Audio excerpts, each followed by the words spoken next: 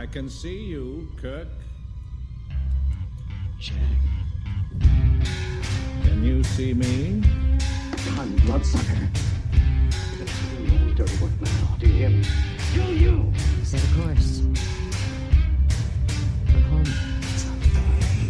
I'm Captain Jean-Luc Picard of the Federation Starship Enterprise.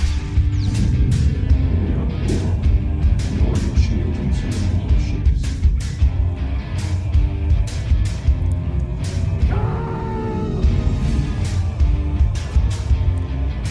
Resistance is futile.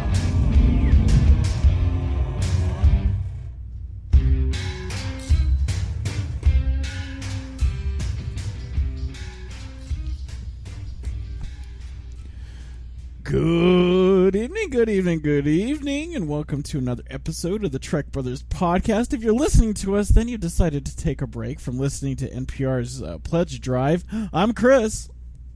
I'm Shaun. My NPR pledge drive was last week. Oh no! Did it last only 1 week? Did you guys get? Yeah, the warp drive? it was certainly less than 1 week. It felt like it was only a couple days actually. Oh, I long for that time. It's been going on and on and on. Oh, I remember the Colorado NPR pledge drives. I feel like they last like a month. Oh, if anybody out there is an evergreen partner, hey, good job. That means you could donate or whatever you want to. Oh, man. How have you been, Shaun? I've been well. How about you? I'm pretty well. It seems like it's been a long time since our last episode, but it's only been a week. It's only been a week. However, last week's episode is still not online, so that's my fault. It's a very long episode. It's a very special episode. It's a double episode, and I'm just having a hell of a time trying to get it edited and finding the time to actually edit. Oh, so, I'm so sorry, Shaun. My apologies for that. But when it goes up online, it'll be nice and it'll be fun. And so if you're missing episode 12 in our stream, that's why. It's because I'm busy / lazy / just having a hard time getting everything put together right now. I feel bad. I'll tell you what, because I said I would edit this episode. I'll edit the next one too. I think that's about even. That's about square. Fair enough. As the bride would say, that'd be about square. This is going to be a good episode, though. This will definitely be a good episode. Last episode was good too. It just might take some listeners a little longer to hear it. Yeah, definitely. That'd be all right. It's all right. So let's get to news track. Let's do it. All hands, brace for impact. Engage. So, are you surprised by this first bit of news? William Shatner. This isn't news. I don't know why this, like, when you type in Star Trek news, why this, like, popped up today. But anyway, William Shatner wants to return as Captain Kirk. Why is that news? Yes. Why is that news? I don't like. We all knew that. I thought. Yeah. What do you think? I'm going to try to put this very diplomatic, but, correct. What do you think geriatric Kirk is what do you think he's been doing? Like, can you imagine him being real crafty and stuff in old age?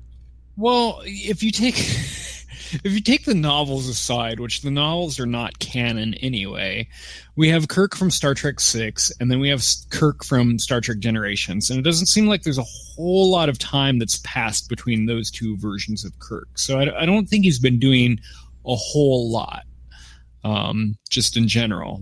But now, William Shatner's much older than he was in Generations in 94, or whenever that was. So they have to... They would have to make up for some lost time there and explain why he's a little bit older. Mm-hmm. That's true. I don't know. I don't get it. They'd have to let us in on what he was doing. So, like, well, they don't really say what... The thing is, okay, let's talk about this, because we talked about this last week with the Generations. and why I didn't particularly like the Generations too much. But Kirk is dead. He's gone. He's hanging out in the Nexus. It's Christmas time for him. One would assume. So we know he dies. Now I'm just telling you this to William Shatner out there. I'm not insulting our fans and telling them what's in a Star Trek movie they already know. But William Shatner, if you're listening to this, you're dead. You're gone. You're finito. That's like the equivalent of Rasputin saying that he's still relevant and wants to be in the Putin administration. You're dead, dude. You're dead. Fair enough. I don't know what he would do. And if I remember correctly, and I didn't do my homework on this part, but if I remember correctly, when they're getting ready to do the what would become the 2009 release, they offered Shatner and Nimoy reprising roles in that. Do you remember this? Do you remember? I thought that they had offered both of them the option to be in that movie. They did, and remember, it was a big hubbub when what they painted it as. I don't know if you remember this, but I do remember that they did that. You're correct. But I remember it was a big hubbub that they, like Shatner said, they didn't like him, and that they shafted him and left him out of the movie. And then J.J. Abrams came out and said it just wouldn't make sense to have Captain Kirk and Spock in the movie. It just wouldn't work for the story that they were doing. And I don't know like what that early draft would look like if they did have Captain Kirk there. But yeah, you're absolutely right. There was a moment when we thought both of them were coming back. How would have looked though? Like, once again, Kirk is dead. Kirk is dead by the time that the star goes supernova. Right. Kirk is dead. So like, how does he come back alive? Like, they need to. You'd have to explain that. There's no way around that, right? That's true. Yeah, and that would create even as many problems as the new movies have with timeline and just weird coincidence. That would be that much bigger of a hole. So I don't know who to blame on this, because I was under the impression that William Shatner said no outright. Maybe not necessarily to J.J. Abrams, but through some proxy or somewhere along those lines, just heard about a new movie and didn't want to do it. And Nimoy, for whatever reason, was down to do it. And it was probably way more complicated than that. They probably had a fleshed out or a good idea for Spock and maybe not necessarily one for Kirk. But I was always under the impression that William Shatner did not want to do it. And then I think maybe based off the success of these movies, changed his mind. Wow, you might be right. That's either way. I mean, I'd like to see Captain Kirk in a movie. I mean, me too, and that's my take on it. And I hate to say that because I do like William Shatner, but he's kind of wacky. As an individual, I think he's kind of wacky. But I would love to see William Shatner play Captain Kirk again. I really would. It's one of my favorite roles. Yeah. It is my favorite William Shatner role, like without a doubt, and it's one of my favorite just characters throughout all pop culture and everything else like that. Captain Kirk is wonderful. It would be great. Yeah, he'd have to bring it back, man. He'd bring it back. But I mean, I hate to bring this up every single episode, but I felt like they dealt with Captain Kirk and age really well in Star Trek 2, so why go back to that? Yeah, that was a coming-of-age story. You'd have to do another coming-of-age story. Yeah, I don't want to see another one. Well, you can't replicate how good that first one is. Right. So you would just, I don't know what you would expect from that one. I don't know either. But yeah, it's weird. Not the best. Not the best. No. Interesting. Yeah, and the thing is I can't imagine him not stealing the show. I imagine him just stealing the show. Like you said. Yeah, me too. Yeah, he would be. He's probably still more of a. Well, I don't want to say a box office grab, but he's probably at least as popular as Chris Pine and Zachary Quinto. Those guys are pretty big stars in their own right, but they don't have the longevity that William Shatner obviously has had, because William Shatner has played so many roles that so many people like. He just keeps gathering followers and everything like that. Yeah. So. I mean, I can't imagine for a second Chris Pine doing the Priceline negotiator. That's weird to bring that up. That's weird. See, they should have asked that when I was at the convention. They should have asked William Shatner, what is your favorite Priceline commercial? I don't know why. See, that's like those dumb questions I would come up with. Priceline's an interesting story for William Shatner. You know, the Priceline existed, and he was their spokesperson before the .com crash. And they offered to buy him out, and I think he actually took that. And then they were one of the people that actually survived the crash, one of the companies rather that survived the crash. So he lost. In a way, he lost a lot of money had he taken a bigger risk. But fortunately for them, they asked him back to be the spokesperson. Wow.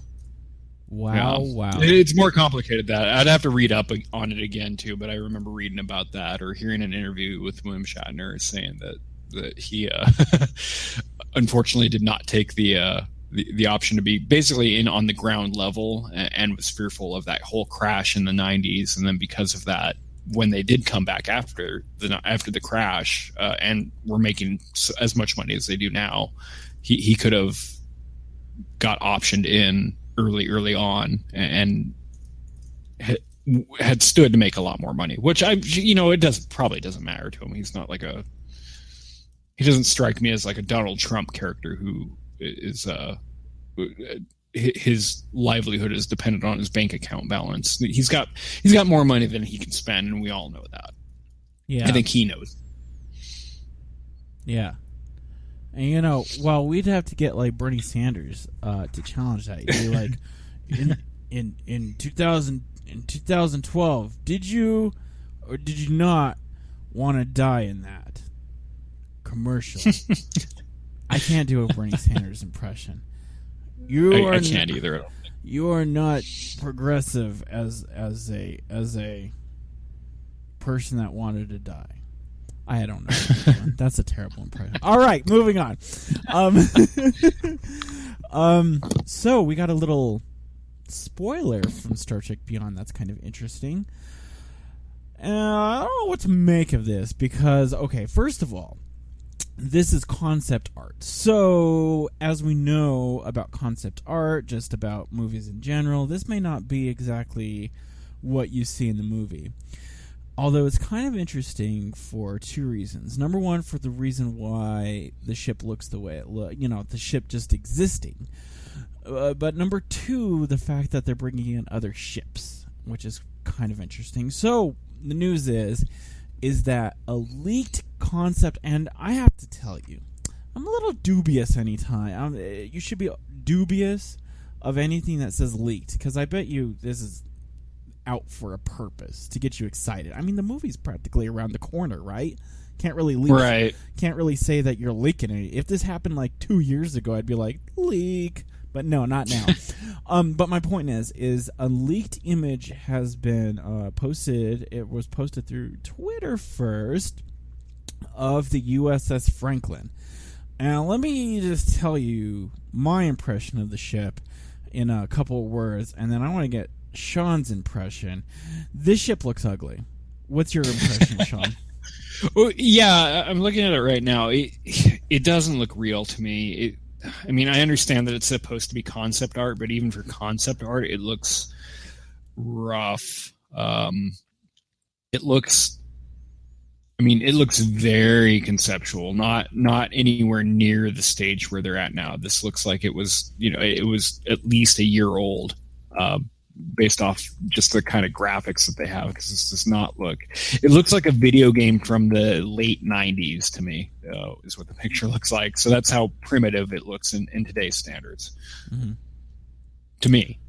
So it's always interesting, I think, when we talk about ships that are not the Enterprise that are in movies. Okay, so like some of the interesting ships are like the Oberth class, the USS Grissom. That's kind of an interesting looking ship by itself, like really distinguishable from the Enterprise, right? Like you even have the Excelsior, distinguishable.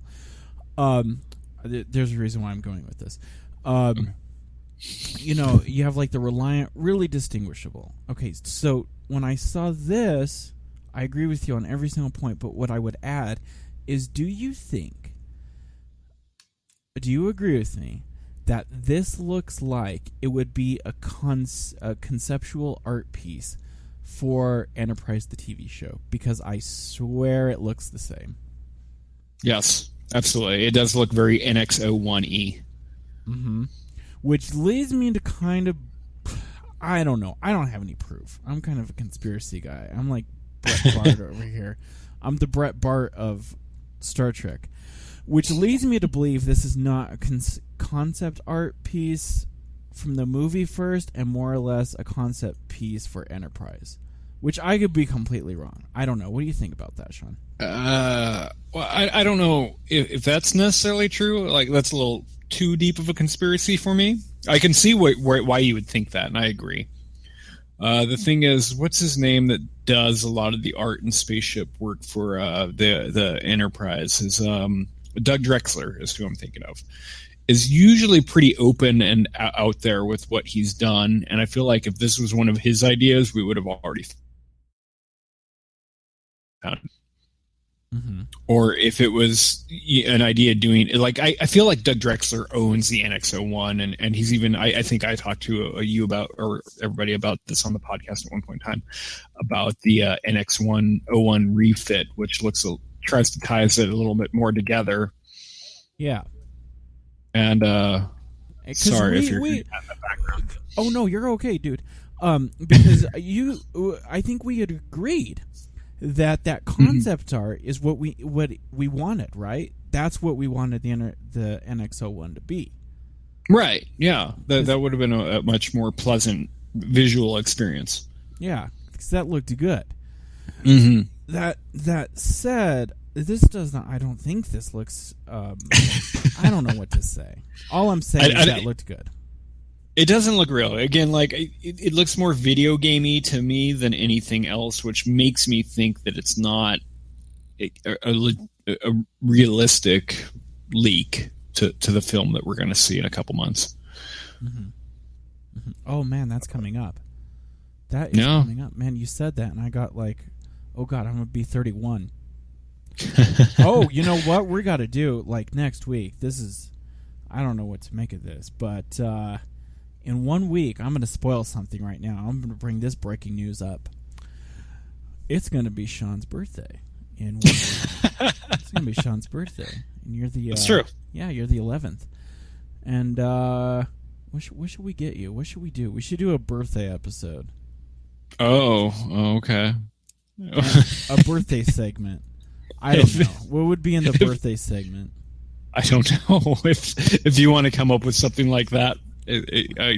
I'm probably game, but I don't want to draw any special attention to myself for any real reason. It's not a milestone birthday by any means. It's just a birthday. You don't get depressed? You don't get like Kirk on his birthday? I'm not that old yet, so. I see. You're not gonna be. Well, I'll tell you what. When you get all old and stuff, you're not gonna want to come back with another comeback from the dead. I don't know. I shouldn't say that. So, interesting ship. I don't know. Once again, I have to say, I don't believe it. I don't believe that this was just leaked. I think there was a reason why we're seeing it. Right? I think so, too. Whether it was some third party's ulterior motive to get clicks on their webpage or Twitter or what have you, or if it was to increase hype on Paramount or the Trek movies part, I don't know. So okay, and you know, I agree. It's not real for the actual movie. not at all. And we had one other bit of news, but Sean's gonna actually talk about later. But they're doing some cool stuff with the actual original Enterprise that I want to talk about. But Sean's gonna do that, so we're gonna let him do that. And is there anything else you want to talk about news? Any other news? I have no real news actually right now. There was a birthday last week, right? It was Spiner's, I think. Oh yeah, we missed Spiner's birthday. I felt like that was a couple days ago. Was it January or February 1st or 2nd? Like that. I don't remember. I don't remember. I'm out of it. Who knows? It was Data's birthday sometime. Absolutely recently. That's true. Data doesn't age, Data doesn't age until you see him in Nemesis. Well, and you're just like, what happened to yourself? My God, you let yourself go. You watch Encounter at Farpoint and you watch Nemesis and tell me that Data doesn't age. Mm-hmm. He's just like every other human. He swelled a little bit. Maybe that was on purpose. Maybe. Yeah, I think he did. Well, I don't have anything else for the news. Do you have anything else for the news? I do not. All right. Well, let's move on to... Oh, look at this. I am missing a bumper. Uh-oh. Are we really missing a bumper? Yes, we are missing a bumper. Where is Verdict Trek bumper? Hold on, I gotta add it real quick. Okay. I don't see it in there. Hopefully I didn't accidentally delete it. I don't see. Well, I might have. It's not in there, so I'm going to take responsibility for deleting it, but it was totally not on purpose. Gotta find... Oh no, it's still in there. Is it? Oh, did I just miss it? It's just... No, it's below all my episode clips is where it's at. Ah, I see it. Okay. All right. No. Okay, my bad. Okay. I didn't delete it. I just didn't reorder everything correctly. My apologies. I didn't read. Okay, so like 3, 2, 1. I'll cut all this stuff out, of course. Yeah.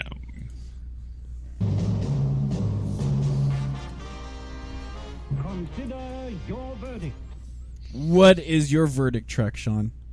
Oh, I'm excited about this Verdict Trek. This is something that I love and I hate all in one. And so it was announced earlier on this week that they're going to re-release all of the motion pictures, all Next Generation, all of the original series movies in packs. I don't know if they're coming in all one pack. I don't know if that's actually an option, but they are certainly coming in one that's all original cast, and then one that's Next Generation cast. So you can get one that's all the original 6 movies, and then you can get one that's the Next Generation 4 movies. However, I don't see, and this is why I'm giving it a thumbs down, because we are, and me and you have not really talked about this too much, but we're in the 50th anniversary year of Star Trek. And granted, I know we're only 1 month in, a month and a week in, and there's plenty of things that can happen, including a movie, including a new show in a year that's going to be hopefully amazing, and we'll celebrate 50 years of Star Trek appropriately. And I'm probably jumping the gun by talking a little bit of crap here about this, but as far as I can tell, all they're doing with the movies, the old movies for the 50th anniversary, is putting them in like a repackaged kind of box.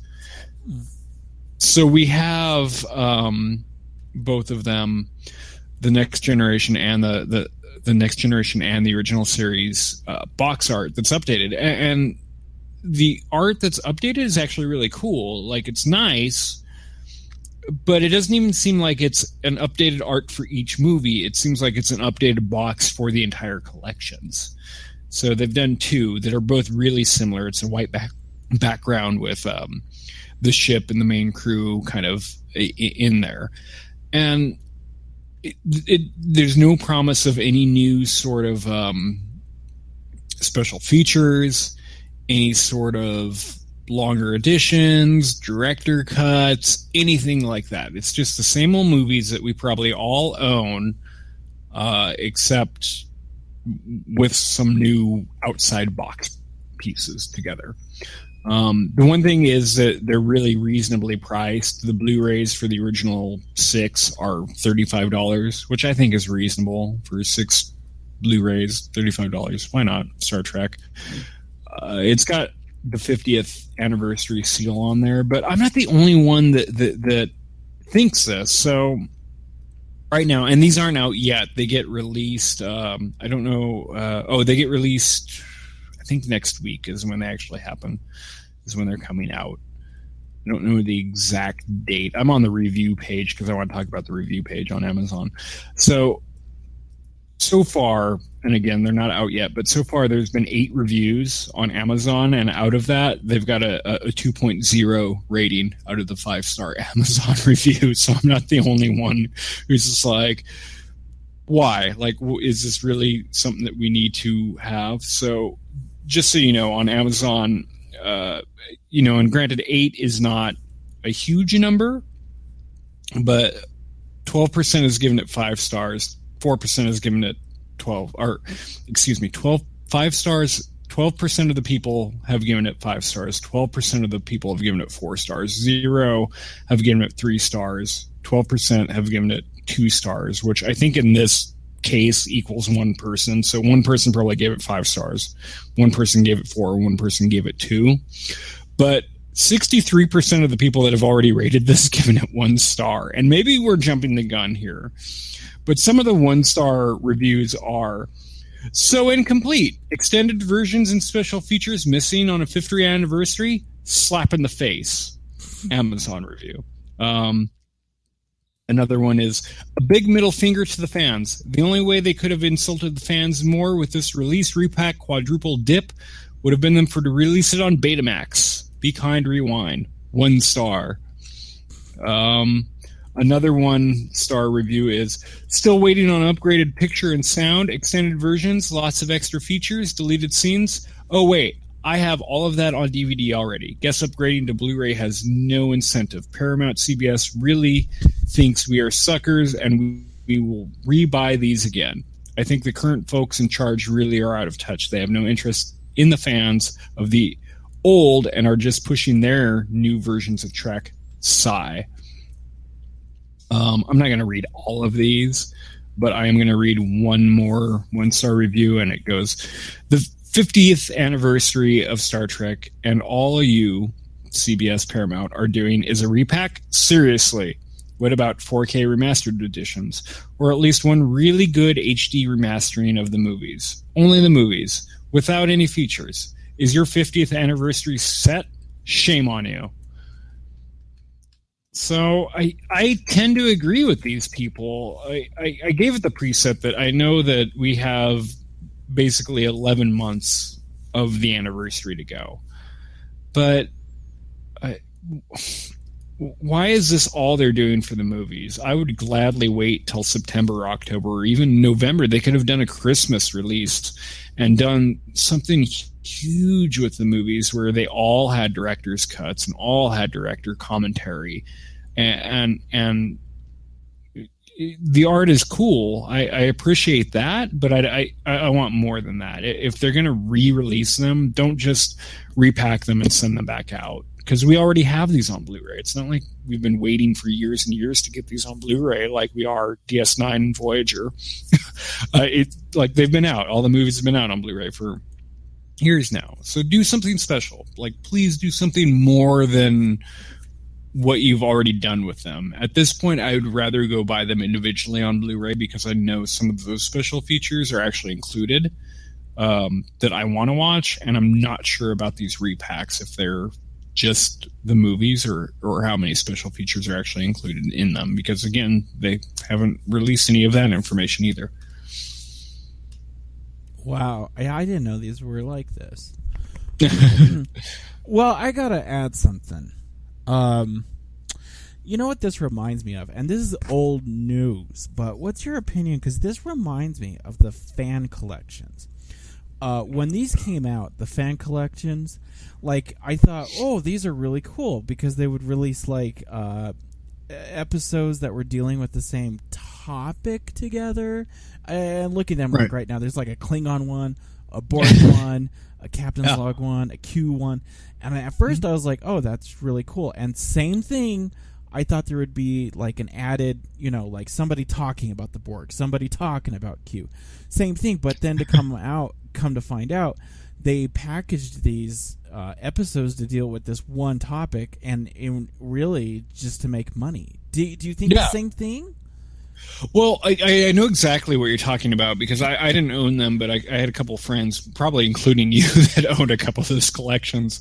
And they're really kind of cool, but ultimately, for the price, I think they were cool because I think at the time you could spend $20 and you get 4 or 5 episodes, and you'd have all the Borg episodes or something like that, or all the Q episodes. And that was kind of cool, but ultimately, it wasn't worth anything other than, I got to rewatch these episodes. And this, if my memory is correct, and I know my memory is correct on this is certainly before like Netflix or Hulu or anything where we could stream all the episodes. So if we didn't buy the $100 DVDs, this was kind of just a little extra, here you go. Here's a couple episodes for really cheap that you can watch, which was nice. I like those, but at the same time, I absolutely agree with you. They were just the episodes. There was nothing else going on there. There wasn't commentary or anything like that. And most of these people are still alive. Most of the production crew are still alive. Many of the actors are still alive. In fact, I think all of the actors outside of the original series are still alive on every show. Like, get them in there, pay them a couple bucks, go do some commentaries. They'll talk about it. I don't care if they don't remember the exact day that they were filming that scene. They probably have some cool things to say about that episode in general. It would be nice. It would be nice if they made a little bit more of an effort other than just throwing these out there thinking that we're going to pay for them. Now, I'm going to say something kind of crazy. And you tell me if you agree with me, Shaun, because, we talked in the news about William Shatner coming up, and I kind of, made the argument that, it's kind of it's past his prime to be coming back as Captain Kirk. However, what I would love is for him to do what you're talking about right now. Go back, watch those shows, and as you're watching those shows, give us a commentary. That's what I think William Shatner should do.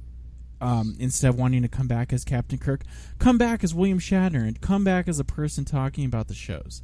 And it doesn't matter, as you put it, it doesn't matter, like, how did you feel when you touched that button? Like the questions they ask in the Star Trek conventions, how did you feel when you gave him this look?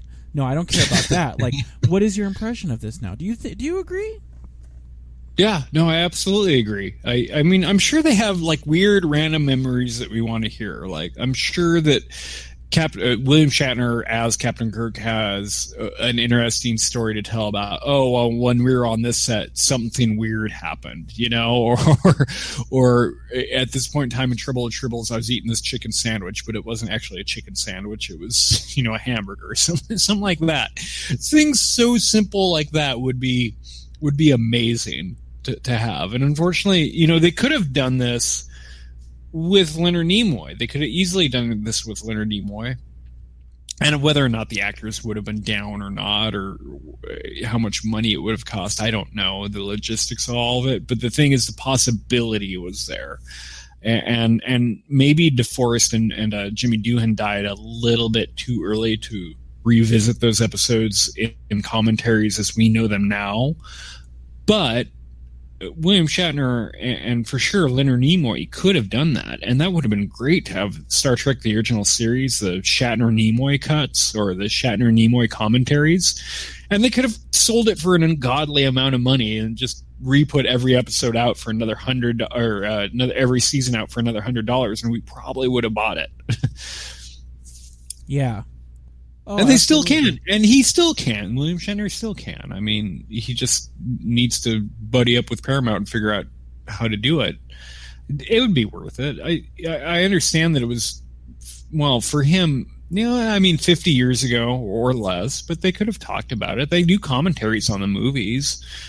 And granted, those commentaries are probably a decade old now, but they were very familiar with those.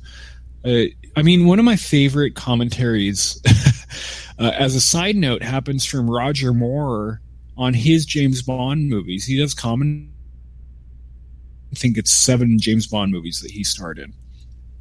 And he did them in like the late 90s or maybe even the 2000s. And every James Bond movie starts out with, he's like, I'm old. These were a while ago. I don't remember them that well, but I'm going to talk about what I do remember and kind of what was going on in that time period of my life with this movie. And they're great. They're wonderful commentaries. It's just Roger Moore. It's not directors, no producers, no writers. It's just Roger Moore in a room rewatching his old James Bond movies like 30 years later, talking about them. And they're great. They're some of my favorite commentaries. There's no reason that William Shatner can't do that right now. Yeah. And we've let's talk about commentaries too, because one of our favorite commentaries, and last week I have to admit, well, you guys are going to hear it, I kind of bashed First Contact. I think that, I'm kind of rethinking that, because I did bash it, right? I'll be honest with you. But one of my favorite commentaries is that commentary, and it's not Jonathan Frakes talking so much about what's going on screen necessarily. It's just Jonathan Frakes being Jonathan Frakes, and that is so fun. I think I had fun listening to that. That's a good commentary. That's one of my biggest disappointments of the DVDs that I own for Next Generation, is they're just the simple DVDs. Like, I've got scene selection and I think trailers, and that's it. I don't have the commentaries on my DVDs. Oh, wow. For Next Gen. Yeah, I bought them. I think most of my Next Generation movies came like on the cheap. Like, I found them like in a bargain bin or something. Like, they didn't all come from the same time. They're actually collections, and because of that, like, I remember watching those Jonathan Frakes commentaries with you, but my DVDs do not contain those, unfortunately. Now let's this is interesting. We should make a pledge, because now I'm interested in doing this, because in commentaries in general, you get a sense of where the director's coming from. Sometimes, like we had just mentioned about Jonathan Frakes not talking too much about the show, just being Jonathan Frakes, but he does talk about the show, obviously while he's going through it. So I'm going to make an interesting proposal, and you tell me if you agree that we should do this or not, Shaun. Let's make it a point to watch the commentaries on the movies and then go back and rank them again, because I wonder, and I'm saying this for myself first of all, because I wonder if watching the commentaries would change my opinion at all on those movies, particularly the Next Generation movies, because I did not rank those very high. And I wonder if I watched the commentaries, if that would change my opinion. What do you think? I agree. I'm down for this idea. I do think that watching the commentaries might change some opinions, for sure. I know Star Trek II has always been one of my favorite movies, but I know watching listening to the commentary on that kind of solidified it in my mind. Hearing Nicholas Meyer talk is amazing, and I've never heard his commentary on Star Trek VI, which I really want to. Mm-hmm. And then I've even seen, Robert Weiss died, like 10 years ago or so, and he still has a director's cut and a commentary on the motion picture, so that you can listen. And it's great, yeah. And as a side note, like the Okudas, is it Michael and Michelle Okuda? Am I getting their first names right?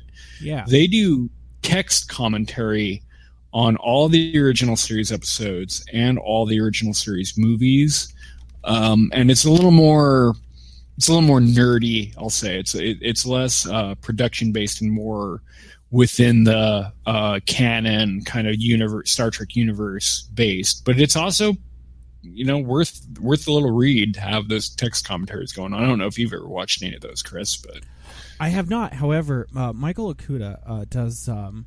he does some commentaries on one of my favorite websites I've mentioned before, Ex Astra Scientia, and that guy like is all interested in the ship sizes and schematics and stuff. But he actually does interviews with the CUDA that are pretty interesting, and those are that's like in a podcast kind of format too. But those are pretty interesting. Those are really good. Were those the ones you were talking about? No, actually, well, so my Trek DVDs, my TOS Trek DVDs are the original releases, and many of the episodes, not all, but many of the episodes have text commentary. So it's basically like subtitles on the screen by Michael Okuda of what's going on kind of within and it's pretty neat to watch, or read rather. And they even do the same thing for the movies, because I know I've read his text commentary for the motion picture and Star Trek 2.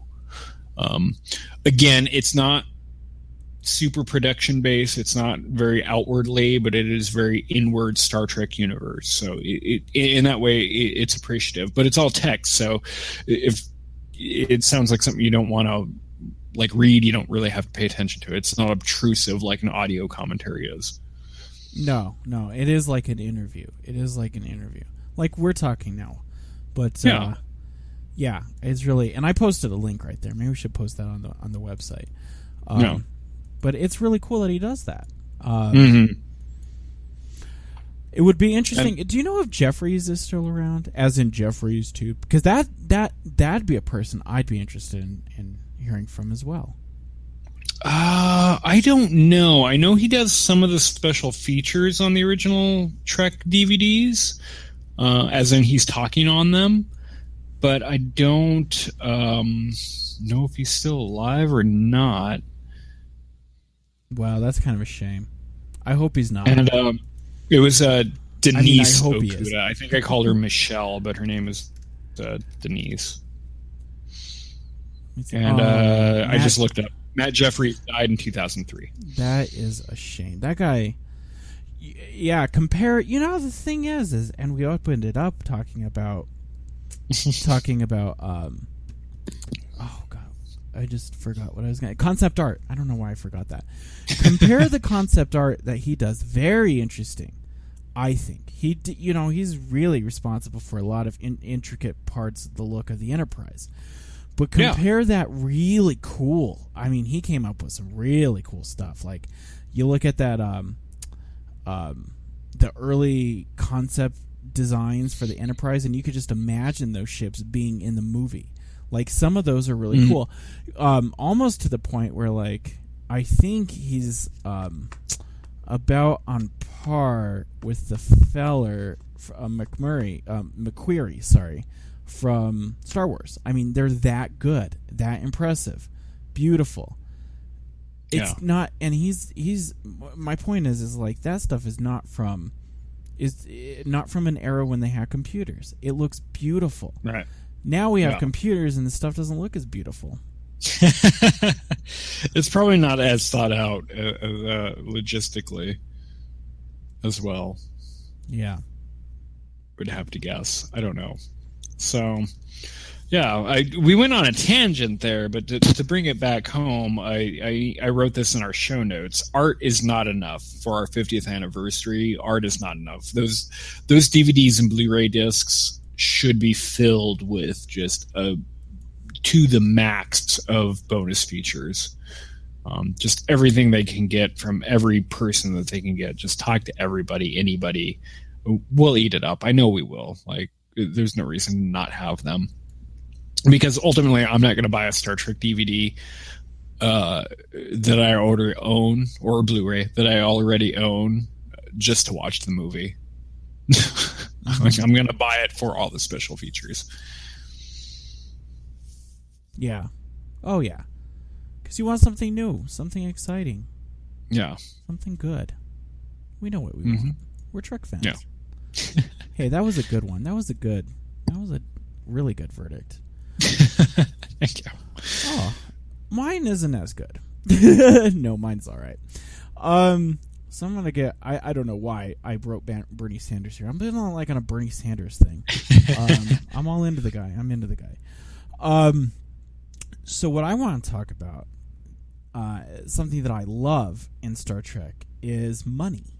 Money, money, money, money, money. Or should I say, the lack of money. So one of the I'm going to let the cat out of the bag, I guess. And by cat out of the bag, if you guys haven't been following us for, the past 3 months, my favorite Trek podcast is this one. My second favorite Trek podcast is This Week in Trek. I love those guys. I love you guys. If you listen in the beginning of their podcast, they cover this topic. You've listened to them, right, Shaun? It's about like 5 episodes they talk about this. In fact, they talk about it so often they have to come out and say we're not talking about it anymore, and it's really funny. So, and it's for the reason they did exactly what I'm going to do right now. I'm copying them. They essentially come out and say it's really interesting that there's no money in Star Trek, and they get a flood of people calling in, writing in, and it's just like, okay, we're not going to talk about this anymore. But so I'm opening that can of worms, guys. This Week in Trek, I'm opening it, so I'm getting into there. So this is one of those things that happens in Trek that I think is way ahead of its time. This is like Bernie Sanders on steroids is how they treat money in Star Trek. There's something that I want to get into, however, because it's not to say that. And, we could get into like other particulars, of course, through the rest of it. The concept of money in Trek. But what I want to talk about particularly that I find interesting is it's not altogether correct to say there is absolutely zero money in Star Trek land. The episode that we're going to talk about today, Mud, mentions a couple of types of concept. Apparently gold is still a thing. That's money. Another thing that's mentioned once again by Mud are diamonds. That's kind of interesting. But also you have the introduction of latinum. That's kind of interesting. So money still exists. However, the way that it's treated from the standpoint of like the Federation is, to be distrusted. Like you never see and a good scene would be a scene that Shaun kind of dissed. And when we're talking about Star Trek Voyager, when they meet Quark, where it's, they're kind of bartering for those gems. And so like that's a form of money. So it's always not necessarily like money. It's money as we would think of money, like credits, like, Quatloos and stuff. You'd have Quatloos. But, or credits. That's like a big, sci-fi kind of trope. The point is like you have money in a different kind of way in Trek, and my point is that's not a bad thing. That's an interesting thing.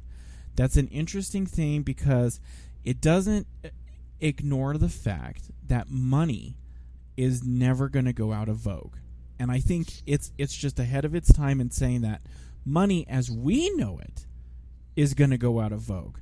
You can't, you're not going to have people printing money willy-nilly, and by people I mean like a government printing money.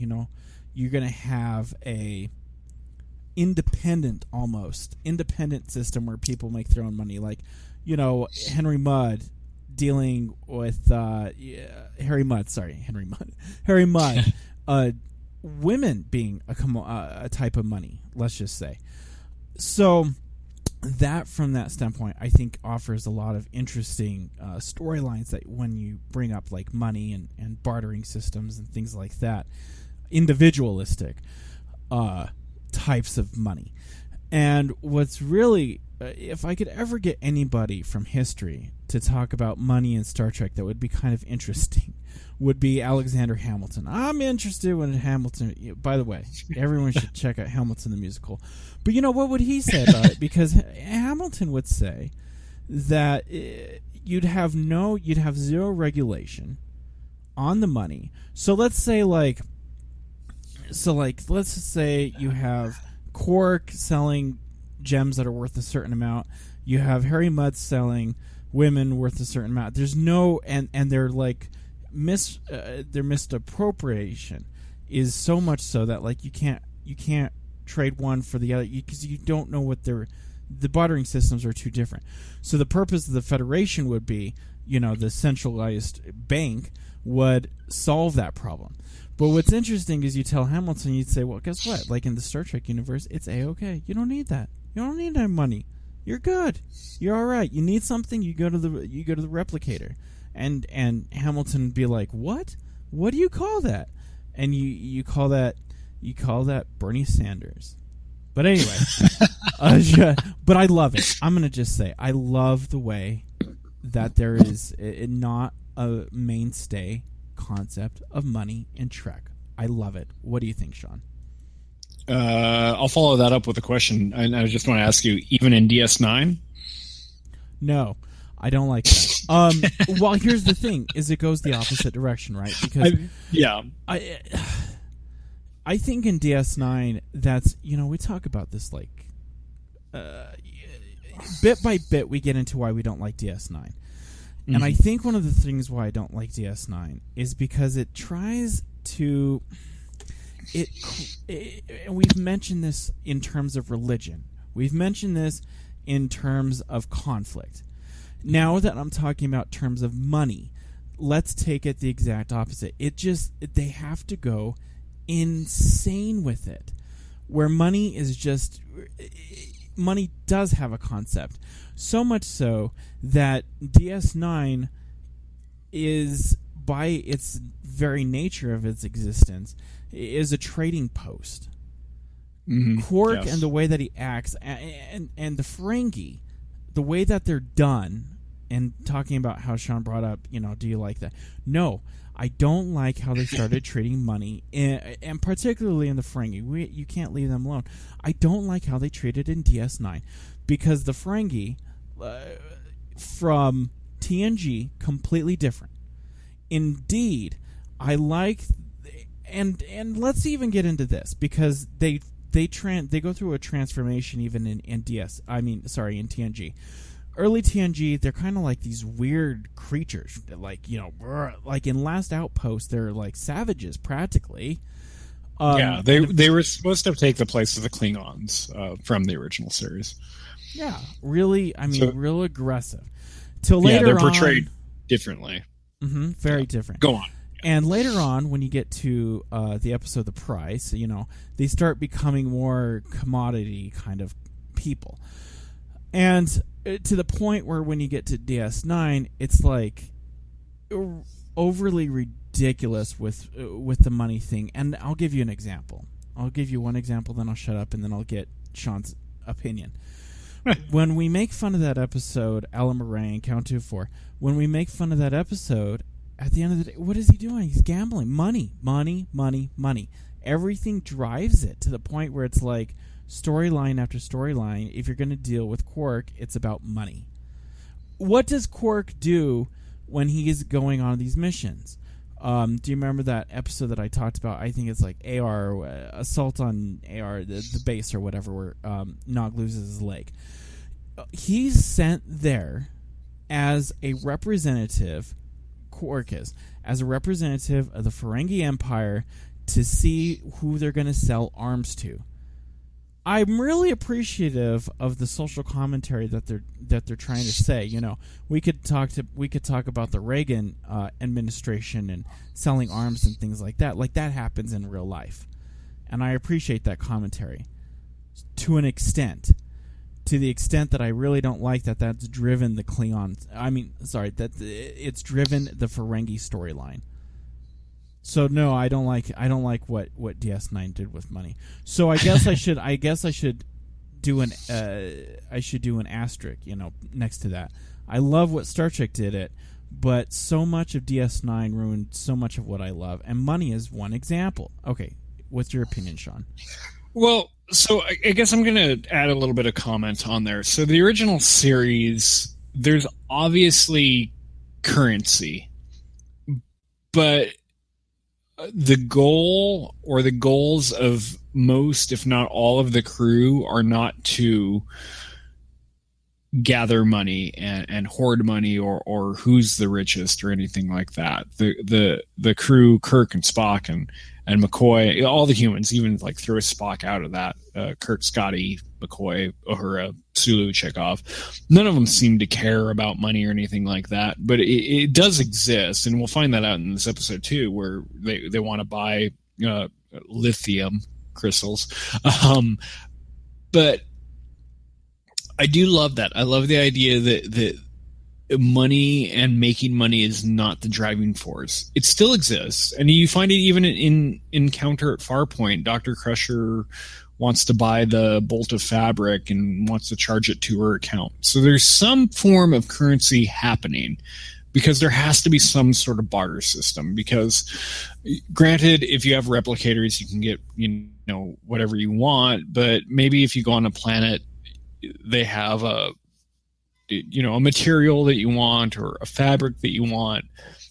How are you going to get that fabric from them? That person's probably going to want something. So there has to be some kind of barter. There has to be some kind of currency.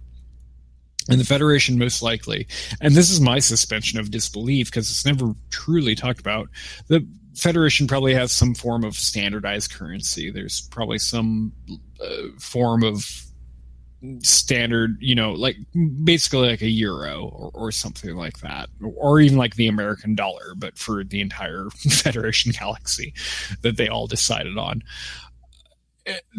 And that's fine, but it's not so much pronounced that like this is all we want, or we're carrying dollars in our pocket, or this is all we need. It's very much a kind of a one-off kind of situation with each individual race or species or what have you, where we can get this from this person at a price, and that price is some kind of trade. I find totally reasonable. Like, how else are you going to do that? DS9, the reason I asked you about DS9, because DS9 just threw us that all on top of its head, because the idea is that we've evolved so much that we don't need money to live, because basically we need money to live now. The life that we live, the life that Chris lives, the life that I live, the life that anybody listening to this lives, is predicated on money, more or less. Basically, we need to have money to get our food. We need to have money to have our shelter. We need to have money to do anything that we want to do, entertainment-wise. And the idea, at least that I pull away from Star Trek, is that nobody's going to starve because they're broke. Nobody's going to go unsheltered because they're broke. And I guess it never overtly says that, at least not to my memory, but that's the ideal, and that's part of the ideal, and that's part of the appeal of Star Trek. And I love that, and I absolutely agree with you in that sense. And I think that's a different way of saying what you just said. So I'm on board with what you're saying, although I think DS9 does kind of crap all over that. Mm-hmm. Yeah, absolutely. And in First Contact, when he's taking Lily around the ship, she's kind of seeing the ship in terms of raw materials. It's almost like mercantilism. It's almost like, it's interesting that after World War III in the Star Trek land, like, they turned to mercantilism, and like they see the metal. Like, she thinks in her head, like, how much metal did this take? Does this take? And then she equates it with a price, and Picard is like giving her the lecture that that doesn't matter anymore. We've evolved. Of course, that goes as a side note, that goes and bites him in the butt, because later on she throws it in his face. Where's your evolved sense of humanity now? You haven't come that far. But that's like that's like why you have that statement, right? You're like, wow, no more money. How evolved are you? But guess what? You're not really that evolved. Yeah. But yeah, DS9, I don't know what to say about it. I'm gonna. Well, no, it's very true. It's true. Like I can't believe how many problems I have with that show, and I'm really sorry because I know a lot of people, a lot of listeners love it. I know a lot of people love it, but this is an example of it's like no matter what we bring up, it's not going to be the best show. No, we obviously have a lot of problems with it, and I mean, I think our problems with it are, or at least coincide with a lot of other people's problems with it. It's not we're not haters to be haters. It's just there's a lot of weird, random things that happen in there. And that's just it. A lot of the characters, not that they're opining for money throughout the show, but money constantly plays a thing. I mean, you hear gold plus platinum in almost every episode, first of all. Second of all, O'Brien and Bashir, have to have their platinum and credits to get on the Hollow Suite and everything like that. So it makes it a concern when the original idea was for it to not be a concern, and that's problematic. Yeah. So, that's a great question. I mean, if you don't have a currency, if you're not going to play along, and do it so you just can't use the holodeck then, really, right. If you so what I'm asking is, do you think that the Federation should have laws that are explicitly stated? We know that they don't have a currency, but have a law to say, because they have the prime directive, non-interference. So why does that not apply to something like Gold Press Platinum? I have no idea. I cannot even begin to try to answer that. Yeah. See, that's deep. That's a good question, though. Yeah. I mean, I agree. They want to let those cultures exist, but to partake, you have to actually be a part of it. Mm-hmm. So I don't understand. No, me neither. I mean, and I'm interested in what people have to say about this. So if you have something to say about money, because like I said, the guys go on for quite a while in This Week in Trek, but they bring up a lot of good points too. That it's a great evolved thing to have and I would add to that, when dealing with it, great. What would be interesting, and see, once again, this is so speculative. This is getting deep. I'm really sorry if this is so deep. Somebody like the Telosians, who we know that have evolved and have been around for a while. We would surmise been around longer than the Ferengi. What do they think about money? That's never talked about. All we know is that their society got a little jacked up. Maybe money just kept them sane. I don't know. That's just interesting. That's all I'm saying. But yeah, right. Maybe you're right. Yeah, that would be interesting to talk about. I guess it's a difference in evolution between species, but I don't know. It's probably more complicated than that, of who developed technology or who developed currency and who didn't. Mm-hmm. Yeah, that it is. Oh, this is a great talk. So anyway, on the surface, I don't like the money in Trek. That's my verdict. But this is a great conversation. We might continue this on. This is a great conversation. Do you have anything else to add? No, I don't. Nice. Oh, I love it. All right, let's get on to the what do we call this section? Talk Trek. Warp drive isn't going to do us much good with this knife stuck in our belly. His brain is gone. What? You're a romantic.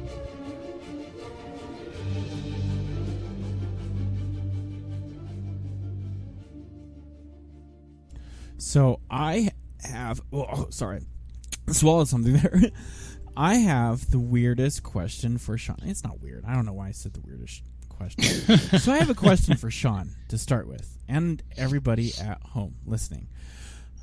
Did you see the movie last year, Mad Max Fury Road? No, I have not seen it yet. I deeply apologize because I'm going to be talking a little bit for that episode. I mean, for that movie. That movie is a ripoff of this episode. 100% a ripoff of this episode. I'm going to give you the quick plot of what happens in Fury Road. Okay? Okay. So, and then I'm going to do it kind of the way of, like, instead of blank, they have blank. So instead of lithium, they have water. They're trading water, like in that show. There's brides, like mail order brides that they have. Beautiful women. It's the exact same thing. Transporting. Charlize Theron character is like the mud character. Greedy kind of thing. She has her own, she's the mud character. The only thing you're missing is the crazy drug that makes you beautiful. That's it. It is a ripoff of that show. Okay, I bring this up for a reason. That movie was lauded as being one of the best movies of last year. And the thing is Yes. it has the same kind of moral. Are women a commodity? Can you commodify something like that? Is that morally, justified? It's things like that. Dealing with that. This episode deals with the exact same moral issue. However, you read any review of this episode from anyone, and it seems like the general consensus is this episode does not hold up well. The social commentary of what it's saying in the 1960s, for its time, good. For right now, this episode is not good. So my question is, how can it work for Fury Road, but it can't work for this episode? Because honestly, I think this episode is underrated. All right. Well, I'm going to start out by saying that I don't think this episode is bad, and I do like this episode. But I put something in the show notes. I think that predicated what you just, what you just stated and what you're talking about, at least a little bit. And I put before any of our clips, I said, "Is TOS sexist in the modern day?" And I hate to say it, because there's so many reasons why it should not be sexist, but it seems like it now. And my sub question to that is, or maybe not even my sub question, but my thesis or my statement, assertion to all of this is, if there's one thing that's going to date the original series, dated in time, it's going to be the treatment of women. And to expand on that a little bit, I'm going to have to draw on a little bit more than this episode. We'll go into it with this episode, for sure. So I kind of want to just leave that as we go along. But I mean, this one starts out as like Harry Mudd is the pimp and he's got the women that he's selling, first of all. Second of all, there is that quote from Spock from it's a different episode, and this is probably my biggest example on why the original series may be sexist. And the Spock quote is, "I've never understood the female capacity to avoid a direct answer to any question." And that's from This Side of Paradise. And it's the spore episode when they all get shot with spores and start acting crazy on a planet, which sounds like 20 other episodes, I know. But, so there's that line. There's the idea that almost every time you see a woman, she's hardly dressed. There's an inordinate amount of cleavage and underboob and everything but side boob, because apparently side boob couldn't get past the NBC censors, but everything else could. All the women are in skirts that are not long at all. There's evidence to support what I'm saying. I don't appreciate what I'm saying necessarily, but I think that this episode is the first in a line that exemplifies the idea that Star Trek was probably not sexist when it came out, or misogynistic might be the better word. It might not actually be overtly sexist. It might be misogynistic. But the fact is that now, 50 years later, it probably does appear at least somewhat misogynistic. And in my opinion, in my idea, when people stop watching Star Trek, the original series, it's probably going to be because of the treatment of women. Mm-hmm. More so than anything else. And two things to add to that. You're absolutely right. And the only thing I would add to that, because you're bringing up examples, one of the things, and we know that there's like some mysteriousness surrounding Mudd himself when he says, "This is my crew." But let's be honest. Should it be surprising that you could have a crew of all women? Who's to say that's not surprising? But when he says, "This is my crew," I think that should have just been handled. To handle it not sexist is just like, okay. And then to later on have the Scooby-Doo mystery come out of why they're all women. That is sexist. But, talking about to get out of TNG, I gave away what I was going to say. To get out of TOS real fast, like, do you remember that? Of course you do. The episode with Tasha Yar fighting that guy, where she gives that line, where she's fighting that girl to get that guy, and she says, "Of course I'm attracted to you because I'm a woman." Sexism, and I don't know how much that has to do with like Gene Roddenberry being around and stuff like that, but you're right. Like, for the time, maybe it's not sexist, but certainly now looking at it, I think. Do you think this is the most sexist episode of Star Trek? That's an interesting question. Maybe. I think the Mudd episodes are probably a little bit more sexist than the majority of the episodes, and I think that they can get away with it because it's not the actual crew being sexist. It's actually Harry Mudd, because if you remember, Mudd is kind of it is kind of sexist because he surrounds himself with those women androids and has his like wife android that he just tells to shut up all the time. So I do certainly think that the Mudd episodes are a little bit more. There is that line that I said from The Side of Paradise earlier that always sticks out in my head, because that to me, partly because it's said by Spock. It's not just because it's said in Star Trek, but because it's said by Spock, who's supposed to be the most logical and most even-headed character that they have, that he says something almost overtly sexist. It just kind of, and then again, the costumes, like those things that I already talked about, like just kind of combine it to me, where it's like, well, maybe it's kind of rough. Yeah, I don't know. We live in a world right now where in America, statistically, and this is going to make me sound like a progressive talking head kind of, but like, women make 75 cents or 71 cents to the dollar that men make in many cases and stuff like that. So there's still rampant sexism in the world, and there's still rampant racism in the world, especially even in our country.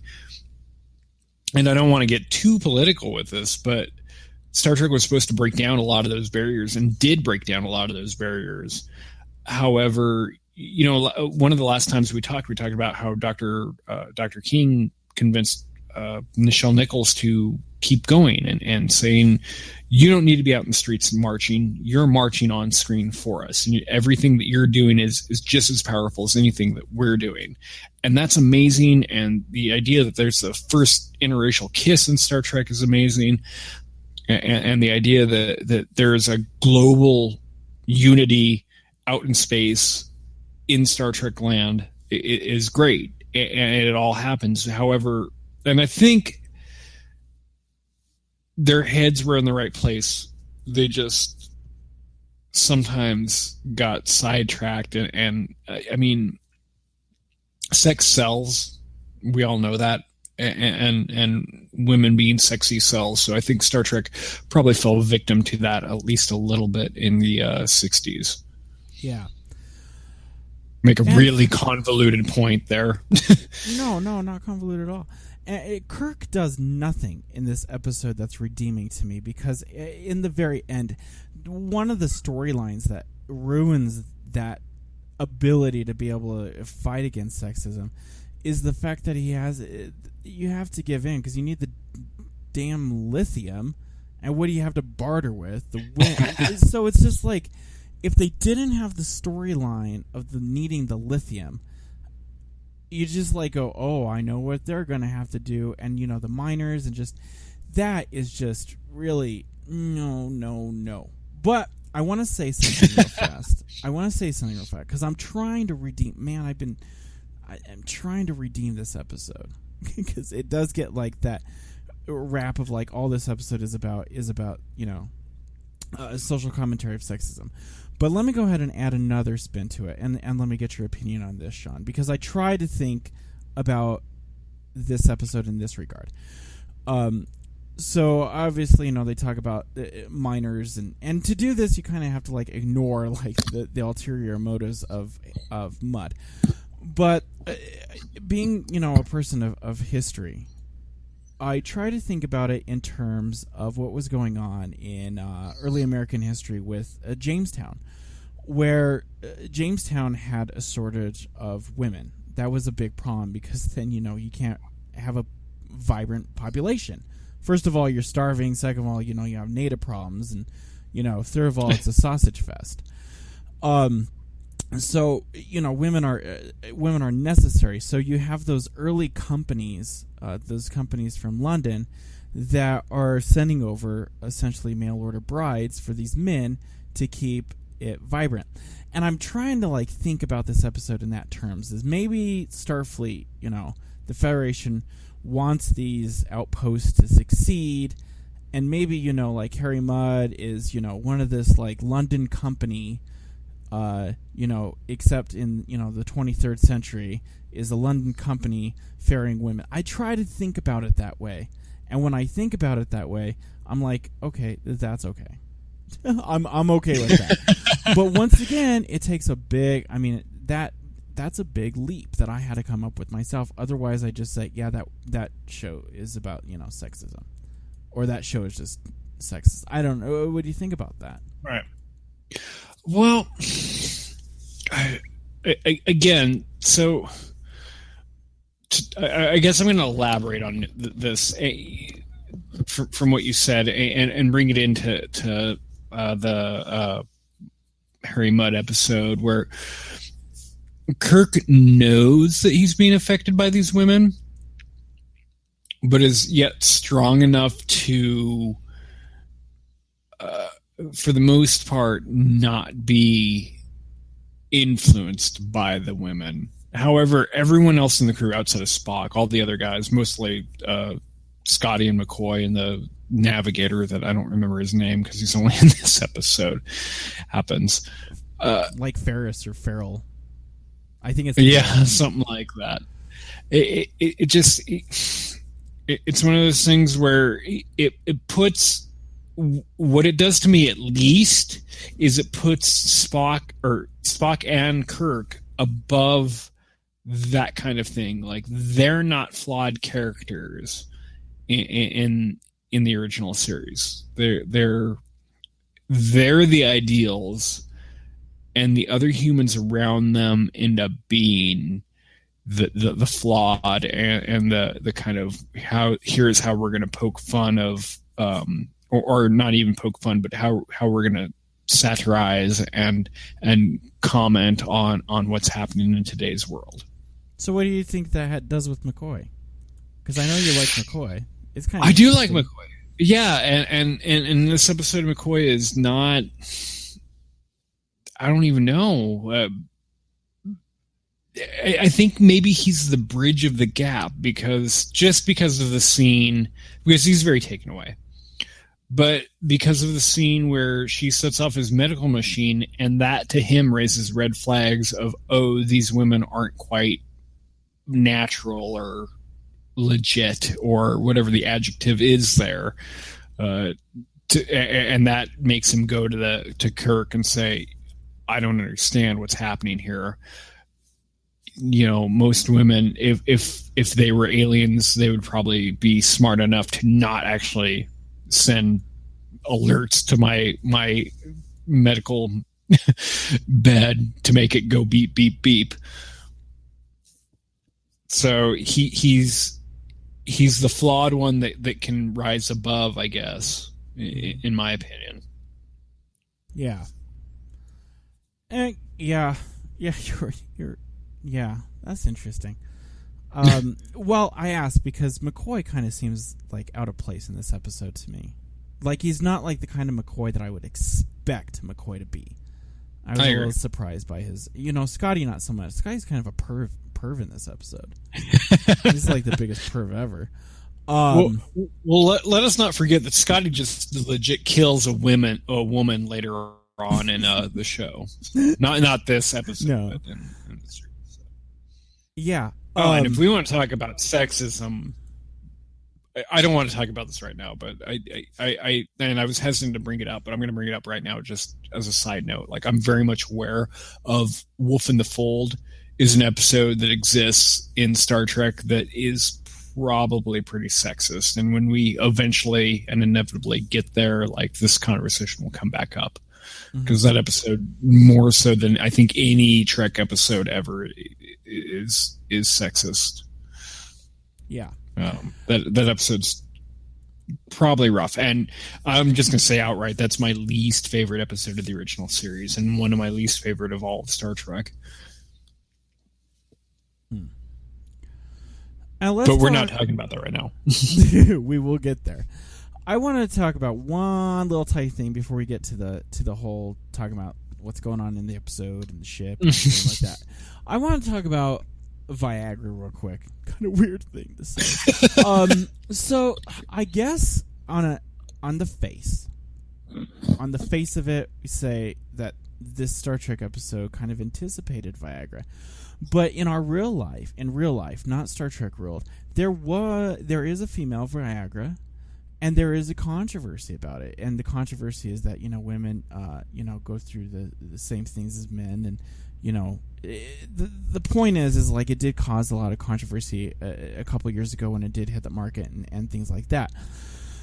But that aspect is it's so weird to me, the way this episode deals with it. Maybe not weird, maybe that's wrong to say, because they don't really need the Venus pill, but it's just interesting to me that they have the Venus pill.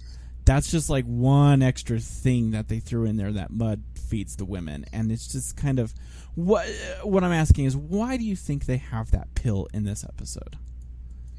I have no idea. Maybe to make it futuristic. I don't understand. Like, there's a lot of confusing things to me about this episode, and that's one of them, honestly. I don't have a good answer for you as far as the Venus pill.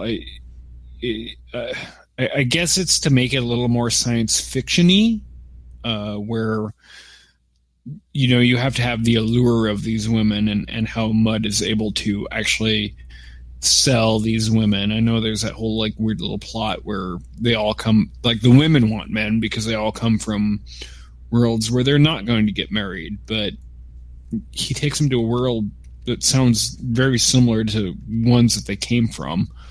Mm-hmm. Like, you take them from a farm world of only men, and then you take them to a mining world of only men.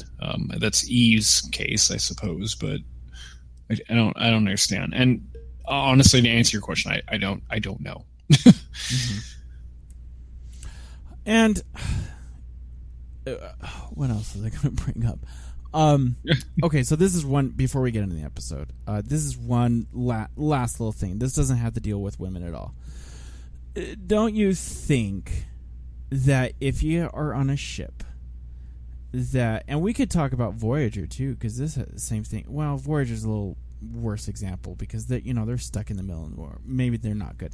But anyway, if you need something, if your ship requires something to function to the point where as soon as you like blow a crystal, a light bulb goes out, that's to say like the ship's breaking down, like it needs energy. Right. Would you not have a surplus of that lithium just hanging around? Why not, if it's that important? You would think so, but okay. So let me turn this around with Voyager, because Voyager has those bio packs, right? Is that what they're called? Bioneural gel packs. Yeah, and those go out, and that's at least throughout the first season. That's kind of a little reoccurring small plot point of how are we going to replace these, and I don't know exactly how they solve it other than not talking about it, but the original series always they have them. Go ahead. They have them on there because it increases the response time of the computers. Right. And that's Sorry, I just had to add that in there. I don't know why, but go on. Fine. But so I don't know quite in my mind. I don't remember how they replace those, or if they have to replace those, or if that's a plot beyond 1 or 2 episodes. But I know in the original series, they're in this case lithium, but overall dilithium, what they end up calling it, dilithium, as they're all accustomed to calling it.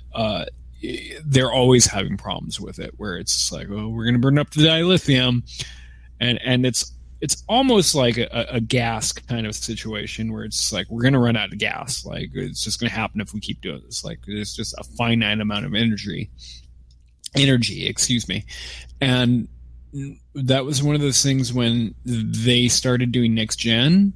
And again, to go off on a tangent here, when they started doing Next Gen, they didn't want to do those plot points. So they never wanted to have those kind of problems with the engines, where the engines were always going to run out, because it felt like, and it started in this episode, they felt like they did this a lot in the original series. And they do this a lot in the original series, where they're just like running out of energy, like the ship just is not sustainable. And to get back to your initial question, I don't know why they would go out that far without a surplus of resources. So in this episode, I think they burn out like 3 or 4 or maybe 5 crystals. Why would you not just leave with an extra maybe 5 crystals, or maybe 2 or 3 or something like that? I guess because if you did, then there wouldn't be a plot to this episode. Is the answer, the legitimate answer to that question? Yeah. So let's start talking about. Let's run through the episode real quick. Oh, and another thing that's weird are the charges that they have against him. Like one of them is not filing a flight plan correctly. Like why is that? Like, and okay, so anyway, so in the very beginning of the episode, we have where they're chasing this J-class ship, which turns out to be Harry Mudd's ship, and it's obvious that he's trying to elude the Enterprise and is like on a suicide mission here, essentially. Suicide mission where he's like going towards this asteroid belt, and it's kind of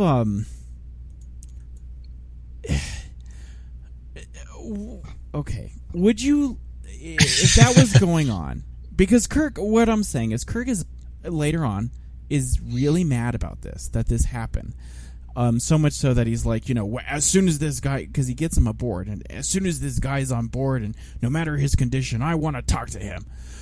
So, like, do you get the feeling from the very first scene of this episode that Roddenberry is trying to say the Federation is kind of like the police of the universe? Do you get that feeling? Because I'm thinking like, are they like the galactic police, and everybody else is just like, it's a Federation universe and everyone else is just living in it?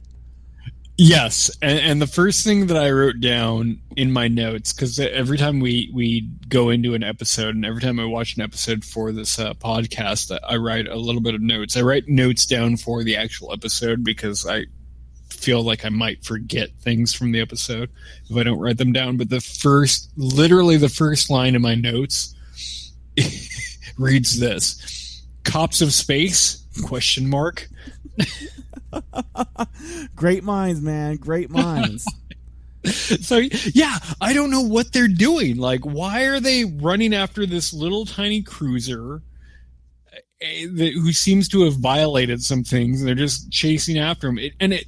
I think part of the reason why it seems like that is because of the way it's written and the way it's portrayed. It's portrayed like a 60s cop show. It's almost like a Adam 12, and I don't know if you remember Adam 12, this show. But yeah, that's a weird, stupid reference. But Adam 12 was basically like Dragnet, but for beat cops. This seems like an Adam 12 kind of intro where it's like, we're chasing somebody down right now, and here's what happens when we catch him. Yeah, they are I do get the feeling that they are the police, and it's kind of a weird plot. They need this. Like, this plot's so thin. They need to get the ship, so they extend the shields. And you would think, once again, going along with the lines of like, why did this burn out their lithium crystals? It just seems like you would need this to have a maneuver to be able to get your shields around another ship if they're going, because Harry Mudd's like destroying the ship on purpose. And you would just think that it would be standard procedure to have to, in an emergency, be able to get shields around another ship. Like, why does that blow out the crystals?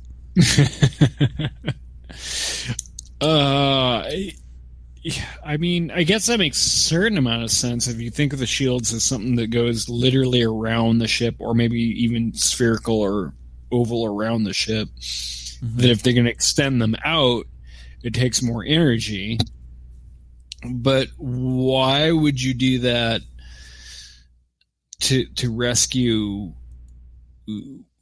a fugitive that you're trying to capture at that point? I guess that's the heightened sense of humanity there, where they're rescuing people. If this were modern day, they would just shoot him and just be like, "Oh, I was an accident." Mm-hmm. That's a bad joke. But I don't understand. You'd think that if you could extend the shields, it would be built into the parameters of engineering and the lithium crystals. I agree with that. Mm-hmm. Yeah. But so they extend the shields around, and that strains the transporter. So they're straining the shields, and then they strain the transporter to beam Harry Mudd, Leopold Walsh at this point in time, over to them. And is this the ship? Sorry to cut you off. Sorry. Is that the same ship? Do they show the ship in Into Darkness when they make reference to the ship? I don't think they show the ship, but it would have been so cool to see it. Yeah, no, and when you watch the original version of this, you don't get a good grasp of what the ship looks like. So you have to assume that Into Darkness looks like that weird kind of circle ship that they have, that they fly into Kronos. I think it's hilarious that they reference Harry Mudd in Into Darkness. And just as a side note, again, before we really dive into the episode, as we keep delaying diving into the episode, Harry Mudd was one of the ideas for the original pilot. This Where No Man's Gone Before, and the other episode that happened in the third season. I can't remember the actual name of it off the top of my head. But this was one of the three that they were going to do as the pilot after The Cage. So this was co-written by Gene Roddenberry. And then Harry Mudd comes back in the second season in I, Mudd, which me and you've already talked a little bit about. And then Harry Mudd comes back in the animated series again, and all the way into Darkness, which is what, 2010, 2011, they reference him again. So this character is obviously a character that doesn't necessarily go away. Do you like him enough to want to see him again? Because I don't. No, I don't either. Oh, and I'll tell you the story. One of the first episodes that I remember watching of the original series, like one of the first episodes that's really in my head is I Mud. And I was just like, it's okay. Like, I remember it because it's one of my first Star Trek episodes, but I don't remember this episode very well because I didn't see it till much later on. And it doesn't stick out to me. He doesn't stick out to me as a character that much. I don't get it. I'd much rather see more Romulan episodes, honestly. Yeah. I think the actor is a little overrated. And I guess it's because, the way that he looks or something like that. I don't know that he's really... But, Roger C. Carmel is the guy who plays him. Yeah. He was actually in Batman. I did not know that. In the 60s Batman, though, right? Yeah, in the 60s Batman. Yes. Yeah. I'm trying to, find why he's so appealing, I guess, to have that character to be coming back over and over and over again, because I can think of so many other characters that would be more interesting to have come back. And right. The only thing that I can think of is just that he looks eccentric. He has the mustache that's, makes him look like he's a weird villain. The earring, that's why are you just wearing that? And the weird cowboy hat. So you look weird and eccentric for being in the future. And, is that what it is? Because I'm really confused as to why people like it, or why they liked him so much to have him in so much.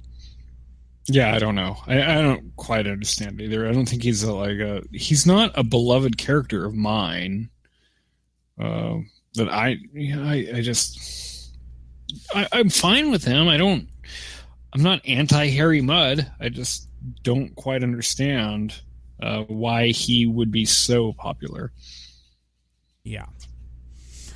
So we gave away kind of the, I don't know what you'd call it, the prelude of the episode. And they're able to get him aboard. He's coming aboard. Is that where your clip begins? You have a transporter clip. I do have a transporter clip, and this is focused on Dr. McCoy. And the reason that I captured this is just because it's the third episode that they produced, and the Bones character. I do this a lot in this podcast where I say, "Oh, this character is already there." You could see the roots of that character being planted right there. And I talked a lot about this, with Kirk. In I always said it's full on Kirk, but this is kind of Dr. McCoy being Dr. McCoy, and there's some background noise, so it's a little hard. What's wrong? I don't know, sir. Are those 3 lithium crystals gone? It'll take longer on battery. Never did trust this thing in the first place. But that's it. And it like I said, it's a little hard because there's a lot of the sound effects over covering it, but it's McCoy just saying, I never trusted this thing in the first place. So they gave that McCoy anti-technology technology distrust early on. And I like that they kept up with that, and I like that it was there in this episode. So that's why I got that clip. Yeah. That's a good... I think that's a good thing to have. A person that's not especially a McCoy. That's a good McCoy thing, because I'm thinking of when the red alert's going off, and he's just kind of well, if I jumped every time I saw the red alert going, he's a man out of his time. I think that was good. I think that was really good stuff. But yeah, so they get Harry Mudd. Well, he is not Harry Mudd at this point. I think that's another confusing thing.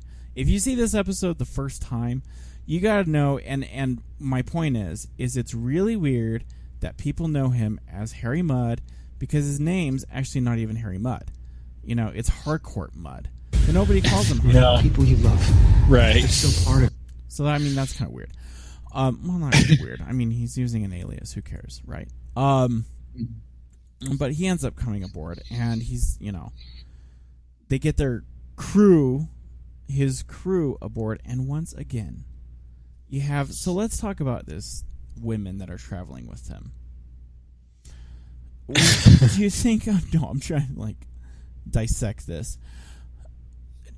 what do you think about? Regardless of let's not get into like his motives or what he's doing at this particular point. Let's just talk about who's with him. Do you think it's interesting the races they chose of the three women? Well, if I remember right, it's white, brown, white. Mm-hmm. Think that's a missed opportunity, or you think, or was that not an issue with you? I mean, it doesn't matter. I don't really care. Like, the thing. I mean, just like throw an African American in there. Was it her in this episode? I don't even remember. No, because that other guy's the communications officer. That's true. Then it is an issue. Yeah, I mean, there's I hate to boil it down to like that. Like that it was me oversimplifying it, but you're absolutely right. There should have been somebody, a pretty black lady in this. I don't know.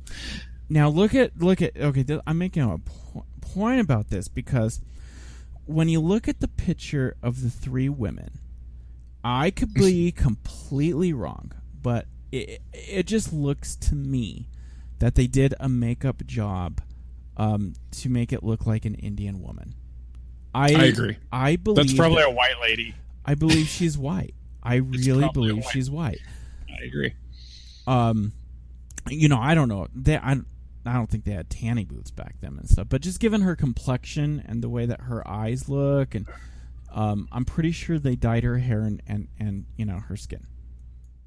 I agree, and I don't know. At this point, had they set out to be the, honestly, I don't know if they ever truly set out to be the groundbreaking, race dividing, destroying show that that it ended up being. I think Star Trek became its own kind of thing, at least in part by accident.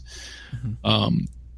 And I don't want to belittle Gene Roddenberry at all. I think he did have kind of a vision, and I think he had a vision of how people would act. But I think his vision was contorted to network TV, so it was very much white man kind of a situation.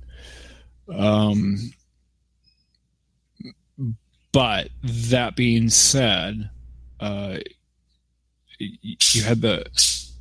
you at least did have God, I don't know how to say this without making myself look bad. It did what it was supposed to do in the time that was needed. It struck down political barriers and it struck down racial barriers in a way that no other show really did at that point in time.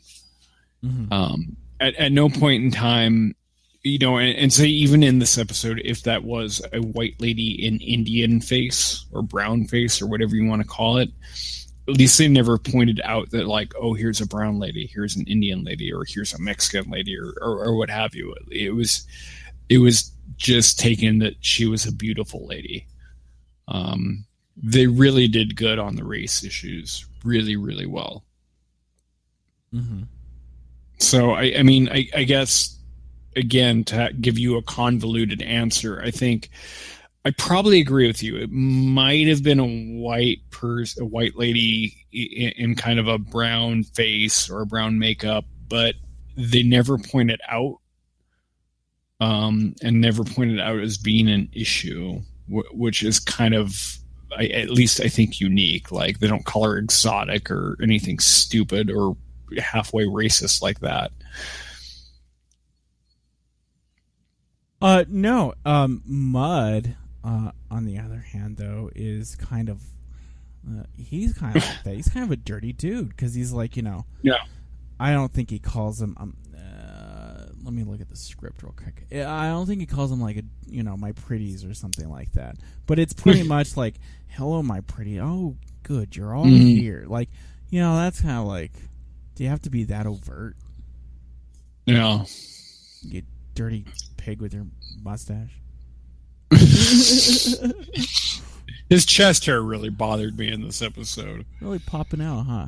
Guys can shave their. Maybe this is before they import that, that that kind of he's thing. like wearing a t-shirt and his chest hair is popping out. That's like too much. Like, it's not like he's wearing a deep V. He's just wearing a regular t-shirt and his hair's coming out. Just to kind of throw the episode down a little bit further, he beams the women on board, and they're all there, and they meet Mr. Spock, who's gonna take them to their quarters, and this is what we hear. You're part Vulcanian, aren't you? Ah, well then, a pretty face doesn't affect you at all, does it? That is, not unless you want it to. You can save it, girls. This type can turn himself off from any emotion.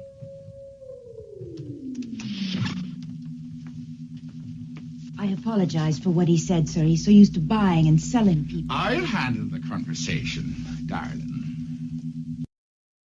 Oh man, this episode has a couple of, and this is one of those things where it's a huge plot hole. She says it right there. He's used to buying and selling people. Whoa, whoa, whoa. And it's like the same thing when he's right in front of the security guard going, here's my plan. It's like, what? Why? Like, why do you guys keep talking about it in front of other people? Yeah. I mean, he's talking. Yeah, I don't know. Yeah, no, there are plot points that you don't want to hear, and one of them is Harry Mudd talking about his stupid plan in front of the security guards, who you'd think would tell him about anything like that. I'm a little surprised at you, though, that you selected that, and you didn't select the line right before that, because Spock mentions Deck 12. Oh, yeah, he does. Yeah. I'm sorry, go on. It's fine. The haunting happens on Voyager, not on the Enterprise. That's get out of it, guys. Get out of it. So, Mudd and Kirk meet, and they have their stupid little interchange where you kind of get the impression that Kirk sees through Mudd's BS and sees through his snake oil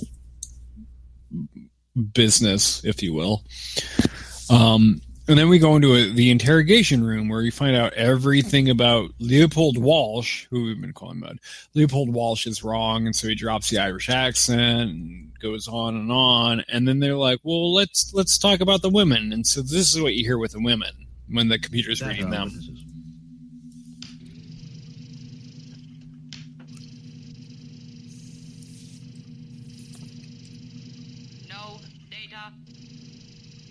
Computer, go to sensor probe.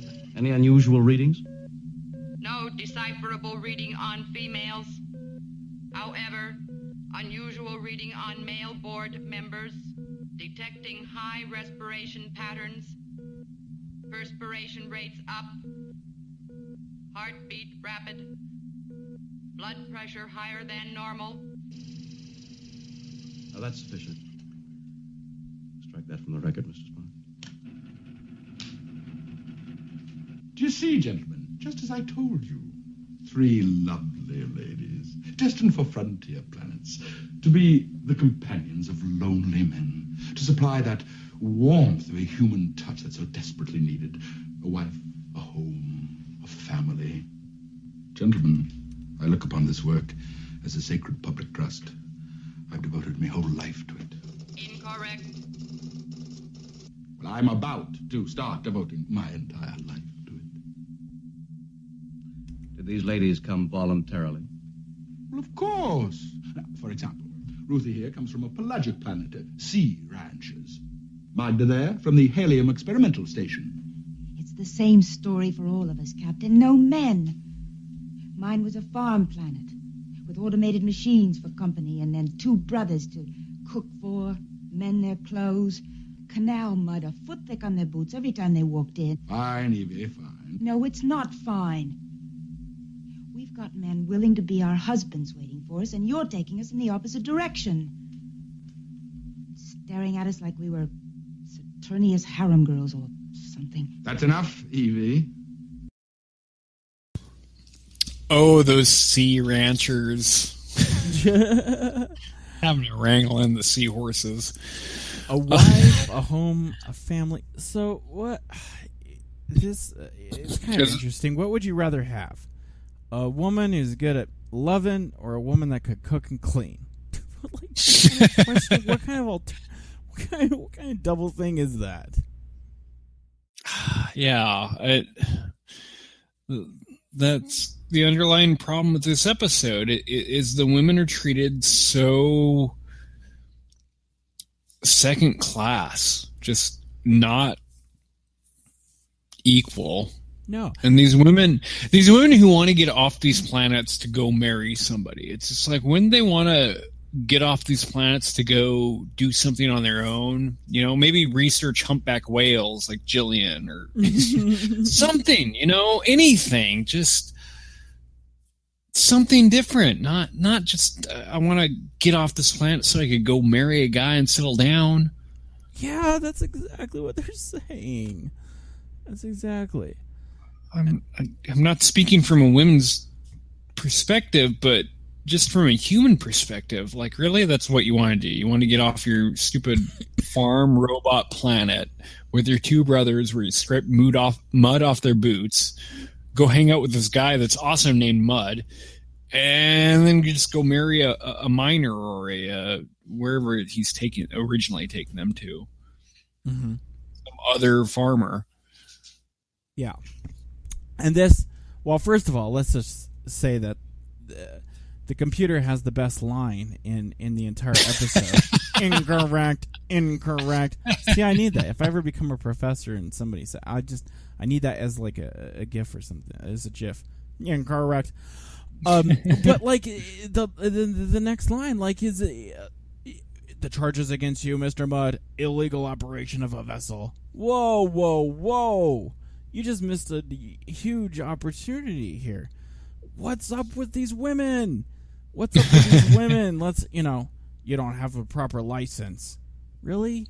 That's like, okay, if you get pulled over, let's bring this to the real world. Let's say you get pulled over by a cop and you don't have a license, but like in your back, in your back seat, you have like 3 women that are like bound and gagged.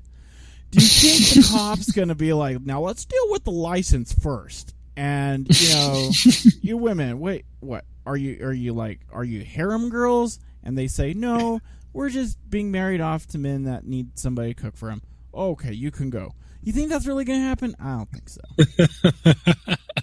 No, I agree. I absolutely agree. There's something shady going on here that nobody wants to talk about, apparently. I guess you're supposed to get it because they don't have criminal backgrounds, but I guess you don't necessarily get that. This is going to tie into my whole idea that it's sexist because they don't care what the women have or have not done. It's just them being women. Nah, they're women. Who cares what they say or think or do? They're so nonchalant about it. You're absolutely right. It's just kind of like, we expect that to be the answer. No. Yeah, I'm on board with that. No. Yeah, that's my biggest problem with this episode, and that's my biggest struggle as a Star Trek fan with the original series. Being an original series kind of guy, like, that's my biggest problem with it, because it doesn't just happen in this episode. It happens in a plurality of episodes. And the juxtaposition of how could this incredibly progressive and socially move the line forward and at the same time be almost backwards in its thinking, and this episode kind of is one of the few, but not one of the few instances, but one of the few entire episodes that shines a light on that. And it's always hard when I watch episodes like this. Yeah, it is. And a line, and it's hard. What makes it hard, like, one of the lines is, what about us? What happens to us? This is a girl saying, help us, please. All of us, help us. And nothing is said about it. It's just like, oh, lady, Mud's talking after that. Ladies, you'll be fine. We'll get you a good man. And it's just like, oh my goodness. That is huge. And, I brought up the whole Fury Road thing going into it. Like and like I said, it's a ripoff of this episode, but where that Charlize Theron's character in that says, no, enough is enough. This is, mail order brides are not acceptable.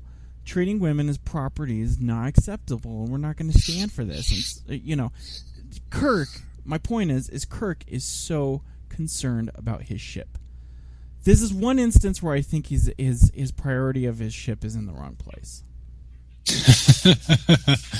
Yeah, and they make a point of it. Like it is overt in this place because at one point in time, Mudd even says like to Eve, if you think you could love him, the first instance that you get in between him and his ship, he'll pick his ship over you. Yeah. So they really did play that up. That Captain Kirk is the captain, and that's his first priority. But you're right. He should be a humanist, or I don't want to say humanist, but a pro humanity first, and maybe his ship second. Maybe his reasoning is that without his ship, because the ship's dying, maybe without his ship, he can't be that humanist. But that's such a stretch. That's such a stretch. Yeah. I mean, you have the guy confined to quarters. I mean, just leave him there. Right. Yeah. That's another thing, too. Okay, let's... I'm sorry if I butt in. Yeah, this will be quick. Did you get the feeling that having the whole trial, this whole scene here on the Enterprise seemed ridiculous to the point because it just right away, as soon as he's on board, like Kirk launches his Scooby-Doo investigation like he's Marcia Clark and he's ready, does the glove fit kind of situation. And he's so ready to like hammer that home that it's like, wouldn't this, like later on in TNG, like when they have court cases and stuff, it's not handled aboard the Enterprise. Like they have to go to a star base, and there's like a whole judicial process. Heck, even when Kirk gets court-martialed later on, they have to go to a star base. But and there's always a JAG officer. There's always that military Judge Advocate Jones in there. Yeah. And this, and they have that throwaway where it's just like Kirk's like, "You'll have a defense." Well, how can you have a defense if the computer is incorrect? Incorrect. That's my only. The trial thing I think was a little crazy. It felt more like an interrogation room than it did a courtroom. I think prolongs into what we were saying earlier, where they seem like they're the cops of the universe, not necessarily lawyers or prosecutors or defense attorneys of the universe. That's what I got from it, at least, and that's how I justified it in my head. It was more investigative officer interrogating rather than like a cross-examination or a justice trial kind of setting. Yeah, that's the way I look at it too. Yeah. Going back onto the sexist thing, though, their looks start to wear off, and we hear the women talk like this. What's happening? Look at my face.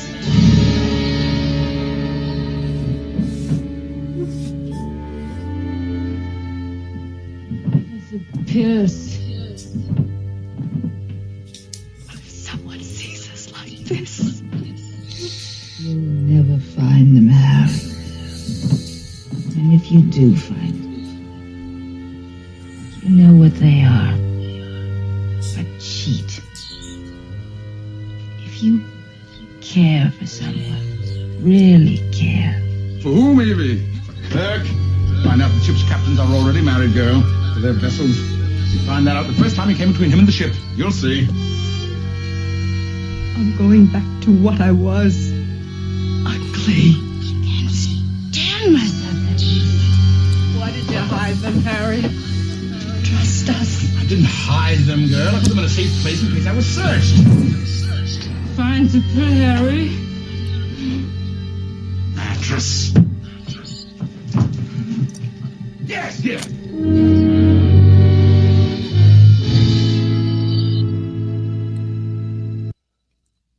Who hid my Vicodin? How was he able to hide them in the mattress on the Enterprise in his quarters that he was confined to without being searched first? Right? Yeah. Yeah, you would think they'd have, like, him in the brig. It's so weird. Like, if you're going to have a court case or, an interrogation, like, why would you even have them together? Because it would be like, you'd be like, well, are they in their quarters to begin with? To be like, let's get our story straight. But yeah, on top of that all, he's left to his own device to be able to get you to hide his Vicodin. I shouldn't say that. But this, I'm glad you had that clip because it personifies. It's like what the whole episode is about. Is that they're not ugly. They don't need those pills. You don't need those pills. Like you don't need that crazy stuff. Charlie Sheen. They're Charlie Sheen essentially in this episode. There's 3 Charlie Sheens, and they just don't see that they're good without it. Right? Yeah, right. I was going to add a supplement to your comment that there's a lot of boot stomping and weird sound effects going around in that audio that doesn't happen if you just, put a little bit of carpet down on your floor. Not enough carpet. It just dampens that sound right out. Just get rid of that crazy noise that you were hearing. They learned. It was a design flaw early on. They said, we need 2 things, gentlemen. More carpet and more lithium.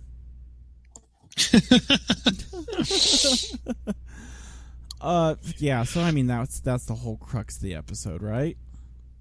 Right. Yeah, I mean, you're right. I know I'm annoyed that the girls are upset that they're turning ugly, and that's like it throws them off so much where it's like, really, that's your whole thing. It's like, oh, I'm not pretty anymore. Now my life is over, and I'm basically like I'm a heroin junkie. Is that what it's like to be a Kardashian? I don't understand. Yeah. That's exactly what it's like to be a Kardashian. Do they have those magical pills? The Kardashians? They're not that pretty. Yeah, they can't have those pills though. Like they're not. The girls in this episode are better than Kardashians. Like I'll say that. Yeah, I'd say Kanye took all the Viagra pills. Which is very much evidence of why you should not take too many pills because you'll just become insane. Pretty much. Because Kanye is insane. Pretty much. Oh my gosh. I don't know what we're talking about.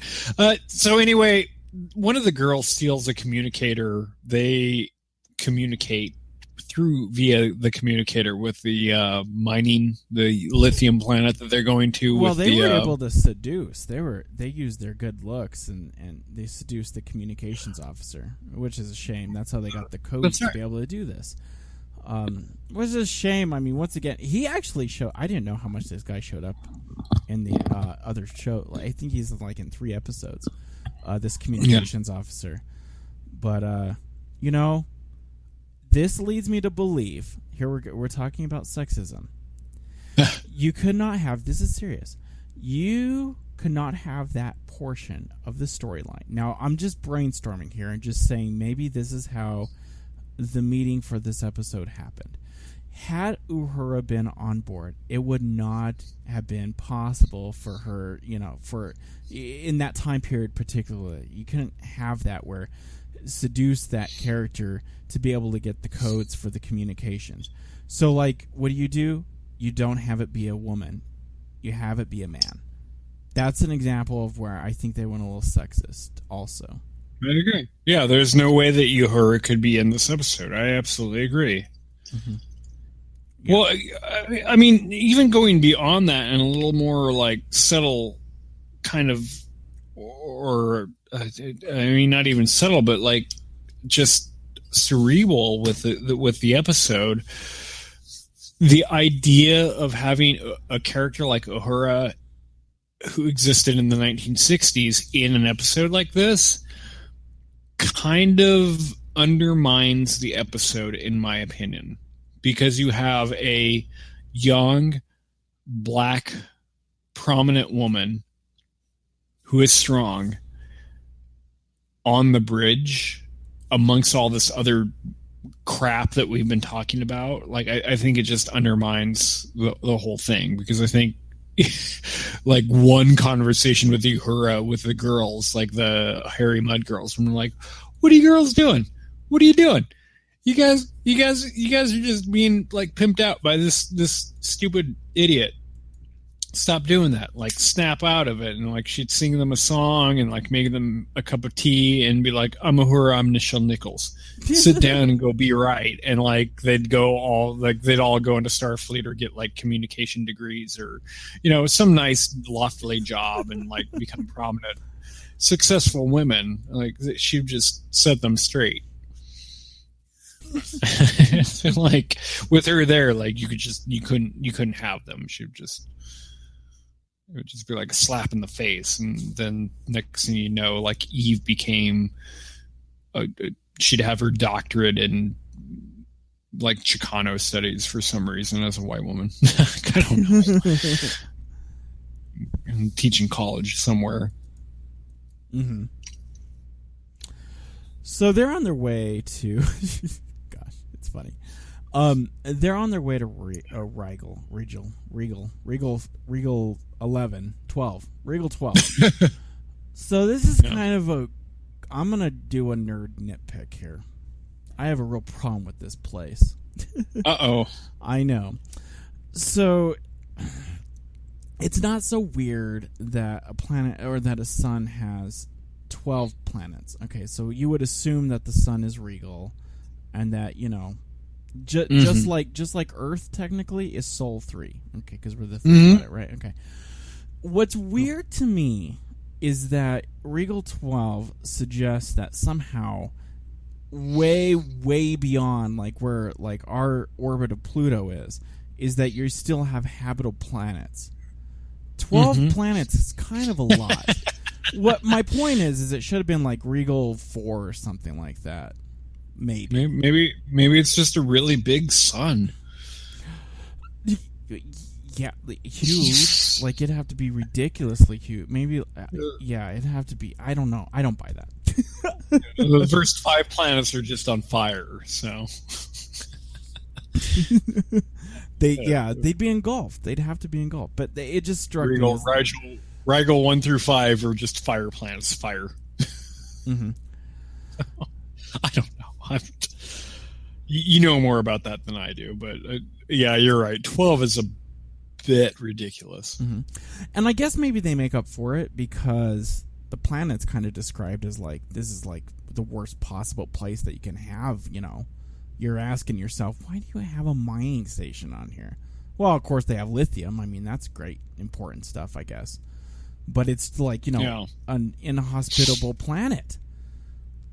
I keep watching these on Netflix, and I say this every time that we watch an original series episode, but I keep watching them on Netflix when I own the original DVDs. And this is the first episode that really annoyed me because it keeps showing exterior shots of like the miners' cabins with the wind blowing on it and with their weird effects, and their effects do not make it look okay.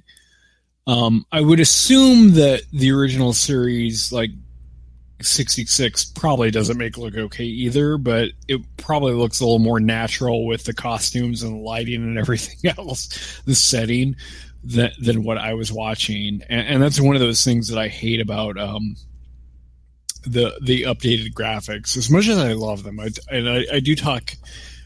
I talk a lot of nice about the updated graphics, and I talk a lot of bad. Well, I've talked a lot of good about them. I haven't talked a lot bad about them yet, but I'm probably going to start talking more bad about them, where it's just like, it takes me out of the where you're at, because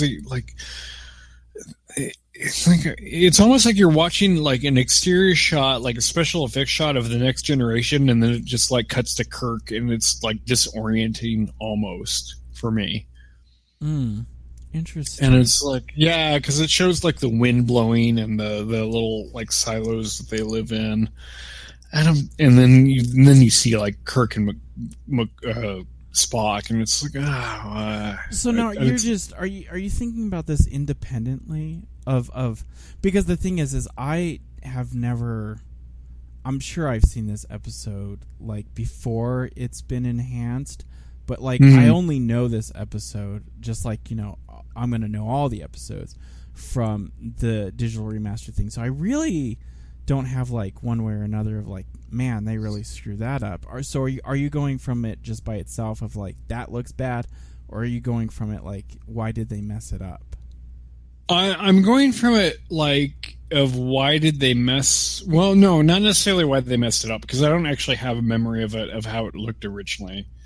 I'm going from it of watching it this time around and seeing those exterior shots of the planet and like not being okay with it.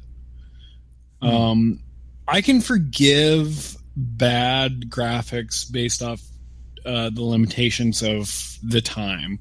So when I watch those original DVDs, I'm okay with it. But when I see like bad graphics on Netflix, like, or you know, what was supposed to be updated, it bothers me a little bit more so. And the reason that I'm watching these more or less on Netflix now is because it's easier for us to, or for me and for you, I'm sure, to capture clips off of Netflix rather than just putting it on DVD. But I think after watching this episode, every time we go to the original series, I'm probably going to put in the DVD. And just give up Netflix, because I don't really appreciate the updated graphics.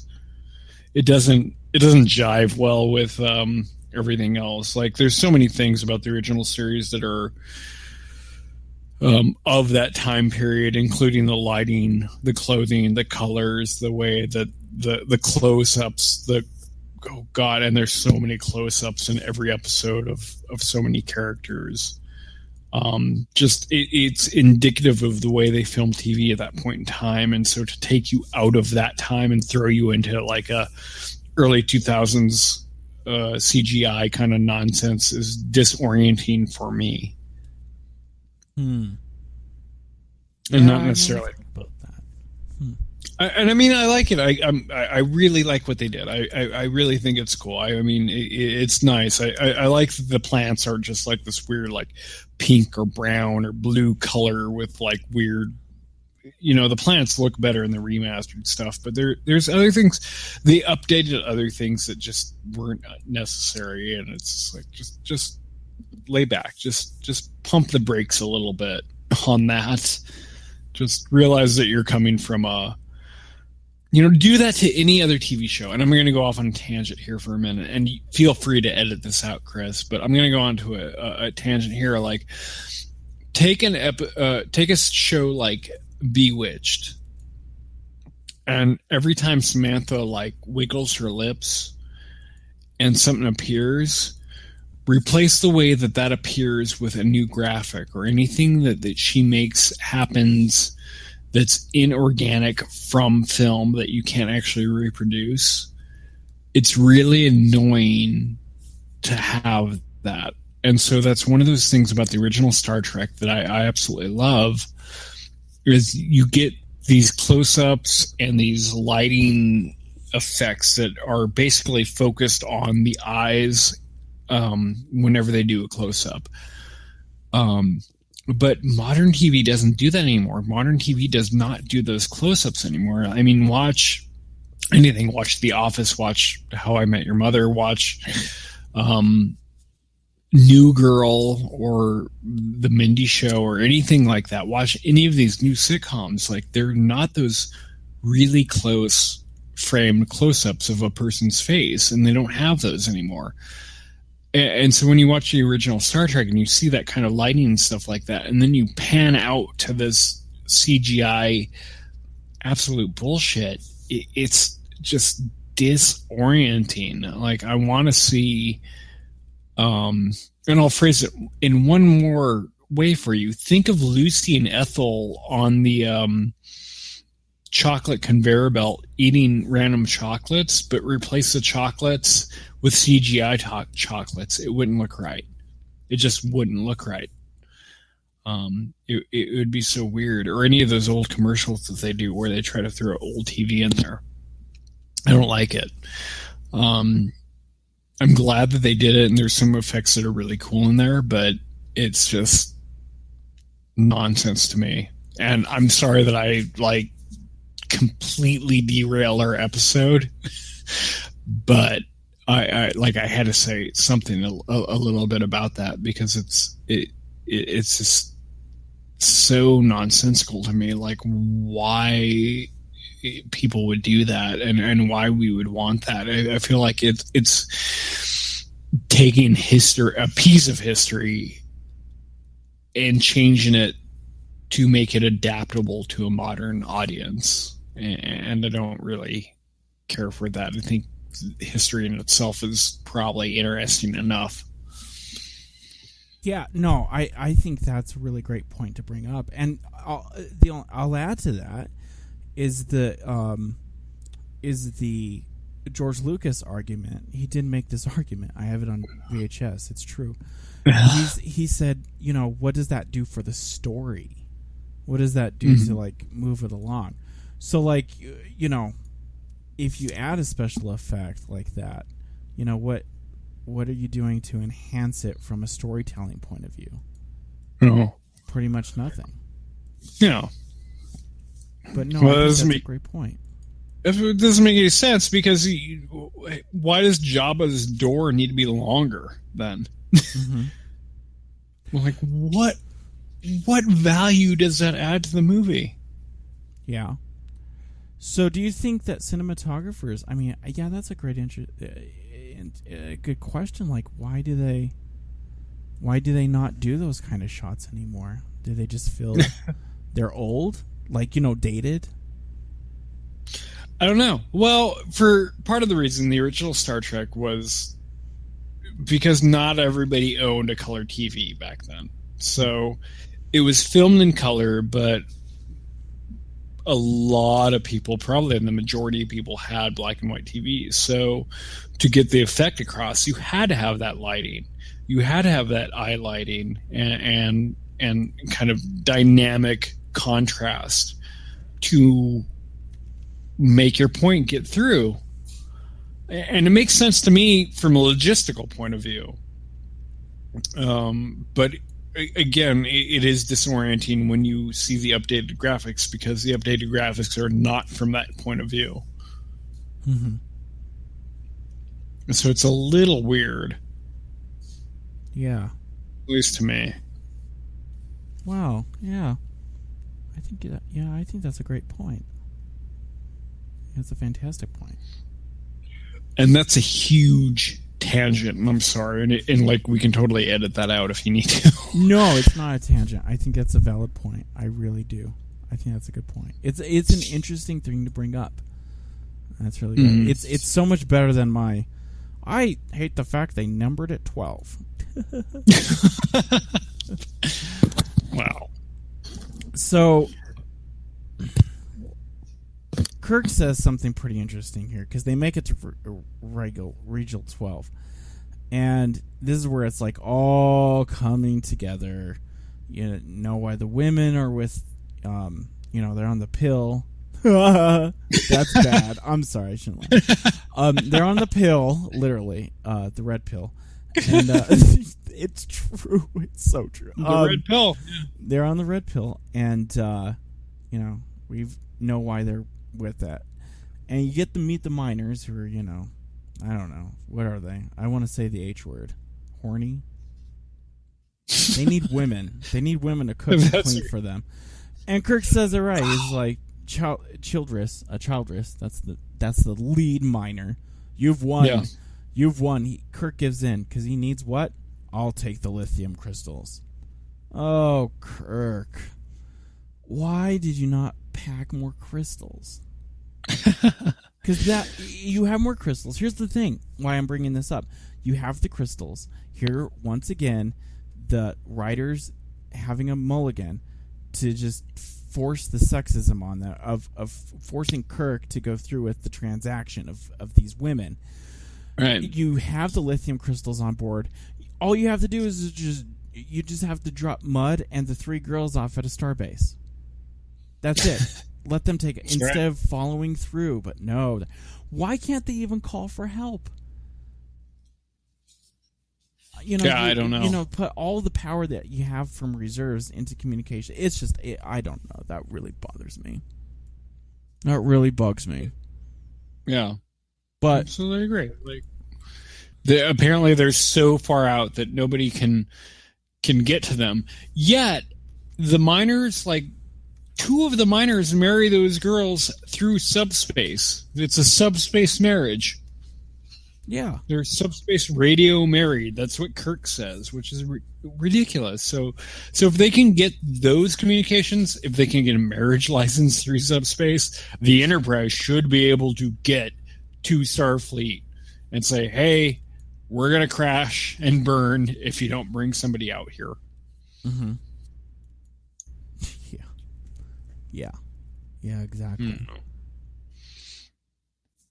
On the planet, Childress and Eve end up hanging out with each other for a little while, and this is kind of what we get from it. What's happening? Look, lace. And that's the wrong clip. Here's the right clip. I guess I'm supposed to sit, taste it, roll my eyes, and ooh, female cooking again.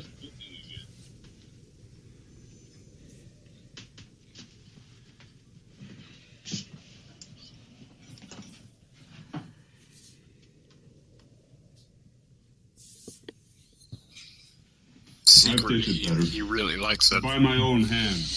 Well, you're tasting some of it now. I couldn't scrape 3 layers of your leavings out of that pan. You find me well, some decent water, then talk. Well, why don't you hang your pan out in the wind and let the sand blast it clean? Or hadn't you thought about that? Ooh, feisty. Yeah, feisty. Again, women are more than their lot to clean and cook. Yeah, apparently. I mean, and that line, "Woman's cooking again." Oh boy. Yeah, rough.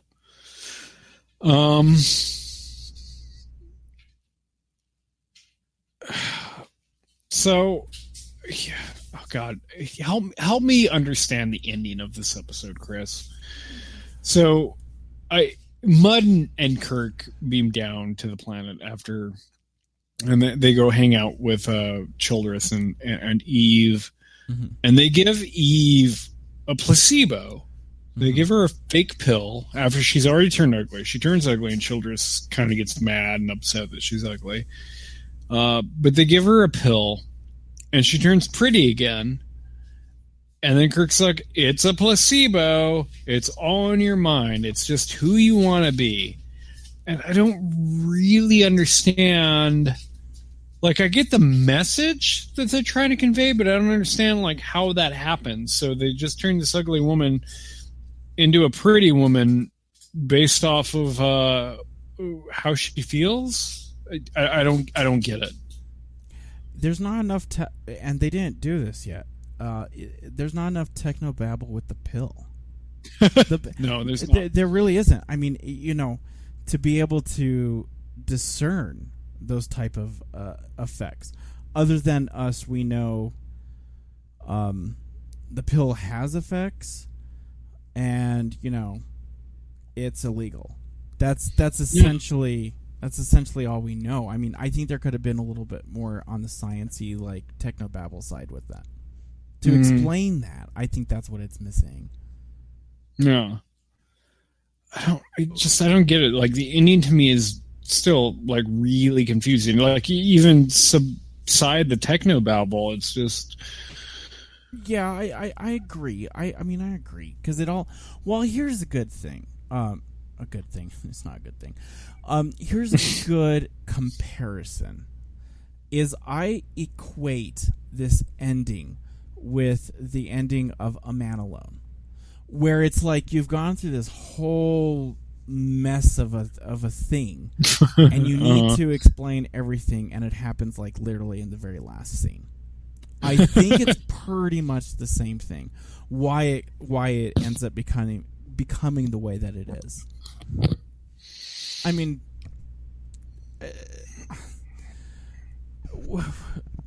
there's so much. Well, here's the line that I think is just ridiculous.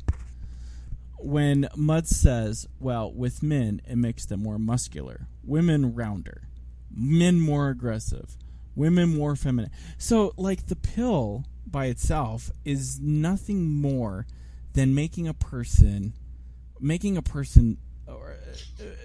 either a female or a male more something, more man, more woman. And it's not explained in such a way that's like, what does that mean? Women rounder. You know, like, does that like make women like better? Because those women, I wouldn't say are rounder when they're on the pill. Women rounder, men more aggressive. So is like men taking the pill and, you know, come here, I'm, you know, Chris Brown and I'm going to show you what's what. Is that sexy? Like, you get what I'm saying. Like, that's why it's confusing to me, is it's not really... Yeah, once again, I'm going to just echo what you said. I know what they're saying, but I don't like how they're doing it. Right. Yeah. Ultimately, I guess they wrap it up into a neat package, because Childress and Eve end up getting along together and want to stay together. And they kind of settle out their differences, looks and all, and everything like that. So, but it's very downplayed and very glazed over. Pretty much like, you know, we've been running this episode for 35 minutes and we need to wrap up within 41 minutes. So we'll just say that they're going to get along now. So, I mean, that's fine. I'm glad that they did it the way they did it, but it's not explained whatsoever. It's just like, oh, we need to talk. We like each other. The placebo worked. I don't know. So the episode just kind of winds up like that. Pretty much. And, yeah. Well, I mean, the women go off, and now Mud's kind of... And, you know, it has like two endings is the thing. Yeah, I mean, that's probably like the funniest line though, from Mud's part, for being such a memorable character, where Kirk's like, you know, you're gonna go on trial again, kind of thing, but I'll help you out, I'll be character witness, and they'll throw away the key. I mean, that's a funny line, but then like right after that, they have to have like a whole nother ending. They do, but they have the classic Star Trek ending, and that's why I captured this, because it's so amazing, because it is like the ending of like half of the episodes of Star Trek. Mm-hmm. And I do have to say, before you play this clip, I do have to say, as much as I haven't like destroyed this episode, it's just like one of those like meh kind of episodes for me. However, I do have to say, this ending has one of my favorite Spock lines ever. It is a really good zinger. It's a really good Spock line. But anyway, go ahead and play. All right. Yeah, let's listen to it.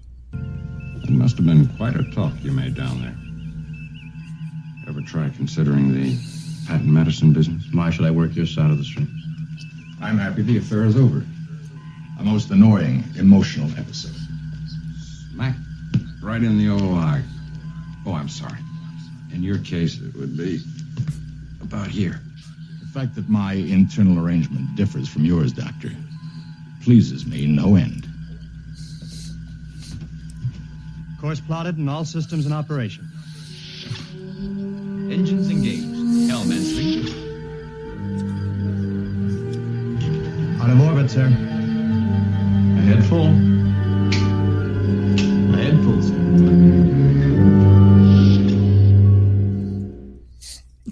I love that.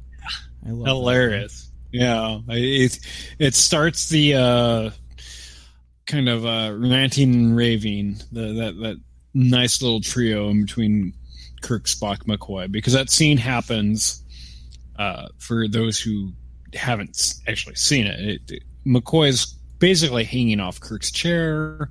Spock brings over something for Kirk to sign. Kirk signs it.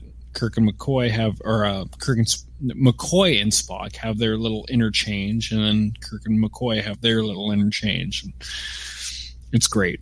First of many. It's a very little humorous ending, little ha ha ha at the end of the episode. Yeah, it's the best part of the episode, to be honest. Yeah, really is the best part. Yeah. And that's the episode. So what have we talked about? Like, that's what you're feeling towards the end. Like, what did we get out of this as the Trek episode? It feels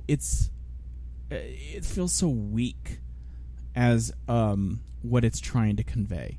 That beauty's on the inside. Let's call it for what it is. That's what it's trying to convey. Beauty is on the inside. Yeah. And to get there, it just kind of seems like that could have been said so much easier. Yeah, I agree. So I guess we're kind of like in a new. Well, we can call it like a new rotation. If ever go back and by now people have listened to our countdown episodes, and comparing this to getting a bigger kind of rating and comparing it to those other episodes and thinking about that, I am very tempted to rank this low because it's so weak on its story. Not so low that I'm saying it's like an emissary, but kind of like a step above a Naked Now. Yeah, I know. This by far is the least favorite original series episode that me and you have watched together doing this podcast. It does for me as well. It's still probably above any of the DS9 episodes. Like it's not Emissary. It's not A Man Alone. It is up there a little bit. Oh yeah. But the thing is, like, we've watched a lot of good episodes in our short period of time, actually, which is odd enough. Like watching all the pilots and the beginnings, like. This is the and I hate to say this, I really hate to do it. Like this is the first original series episode that I've seen that I'm just like not all over, like not all about. And in 3 weeks or 4 weeks, actually 5 weeks, I'm going to get back to the original series. The next episode that we'll cover, I'm going to be all about, but it's not time for that yet. And this one was rough, and they happen. Like they're just bad episodes, and bad episodes happen, and that's just what goes on when you watch a TV show. This I used as kind of a gateway to talk a little bit more about the original series and sexism, which I appreciate, because I do think that not a whole lot of people talk about that. It gets glazed over just because it was so progressive that at least I don't want to talk bad about it when it's not being progressive. But there was at least one issue that the original series is not progressive about, and it's kind of a little bit with women, in my opinion. And I think me and you talked a lot about that tonight. Mm-hmm. Yeah, I'd agree on those points. Conversely, is like one of the best episodes. It's best episode, maybe not that. It's a good episode. It's a lot better. Yeah, I agree. But so, what would you rate this? Let me try to think of something nice. Oh, let's just give it a. Let's just be totally sexist. I give it a B cup. That's the funniest thing. Let's go anti everything that I was complaining about and just give it a bra says. Oh, dang, that was too clever. That was too clever. I am going to give it a red pill. Just one red pill. One gelatin red pill, we'll say that. One gelatin red pill. Just one Cosby? Yeah, one. Oh my god.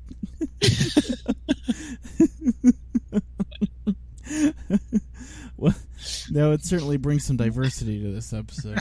I give it 2 Cosbys and a B cup.